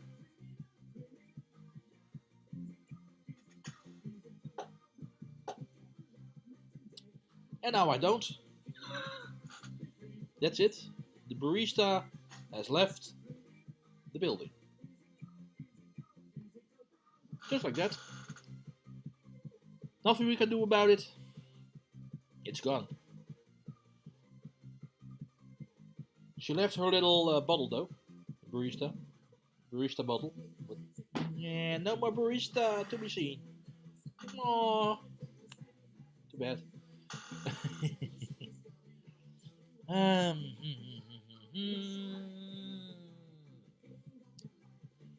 Yeah. Next beer. I think as far as beer is concerned, I'll leave it at that for tonight. Because it's running close to midnight. And I have to be fresh and fruity in the morning again for my day job. And yeah, if I take in too much, I might oversleep, and I don't want to do that. So I'll stick to non-beer now. It's okay. Technically speaking, ask here. Yeah, technically speaking, it's still in the building. Yeah, but it's in. To put it in technical terms, it's in a walled garden. And it's not coming out. Yeah. 2053 where you are, Jay? Really? No. Really? Weren't you like in weren't you like on the west coast of the United States? It can't be 2053 where you are. Here it's 2354. So, yeah. Only a few minutes till midnight. Yeah. Time flies when having fun. See, my Apple Watch says it's 2354. Mirrored and rotated. What? And now you all have a neck cramp from looking at my Apple Watch. Sorry, guys. Timeanddate.com. I think that's easier to check the exact time at any given place on Earth. Timeanddate.com. Yep.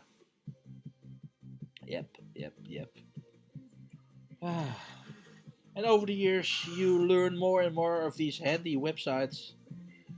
And just the other day, I was on a website looking into the times of sunrise and sunset here in Amsterdam.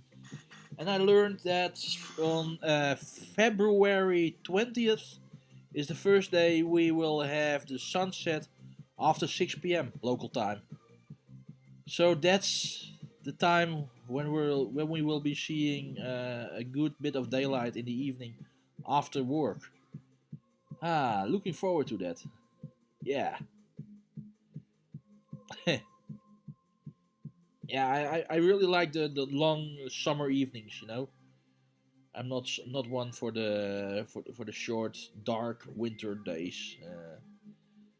And I mean the holiday season can be cozy given the right circumstances and holiday Christmas lights present and all that. But yeah, apart from that, when all of that subsides and we get in gloomy gray January, excluding my tree behind me, but when we get in that time of year, winter time is no fun like this. Give me summertime, the daylight savings time, in the middle of summer, sunshine till after 11 p.m. Awesome, really awesome. Really looking forward, and I hope it won't be ruined by Corona this year. But I'm really looking forward to be out and about on a terrace downtown again and just enjoy a beer, do some people watching, the good stuff. And if you want to know what that's like, being on a terrace downtown, people watching on this very channel, the Amsterdam Video Go channel, if you scroll to the older videos a bit, there's a video of just over an hour's length on Rembrandt Square in Amsterdam. So you can simply play that on your big screen TV and pull it against your table and yeah, have a beer or a cocktail or whatever, and have a look out over Rembrandt Square while you're drinking your cocktail or wine or beer or whatever. And yeah, just imagine you're on a terrace in Amsterdam. Good fun, good fun. Yep, you might remember what times used to be like before all this crap started to happen last year. Yep. I think it was 2017 or 2018 I recorded. Well, actually it was a live stream back then. Yeah. Yeah, back then I could do the live streams on location, on mobile live streaming. Before YouTube enacted their new protocols, increasing the minimum number of subscribers to a channel. Yeah. Well, it's what it is, right? So yeah, just over 1 full minute left and then we're in midnight. And that makes me think I have to quickly check something before it's midnight, because otherwise some stuff might go very wrong. But I think we're good. This one still. Yep, we're good. So yeah, almost midnight. We could do a countdown, but then again, with the delay, it wouldn't make much sense anyway for you guys. So let's not.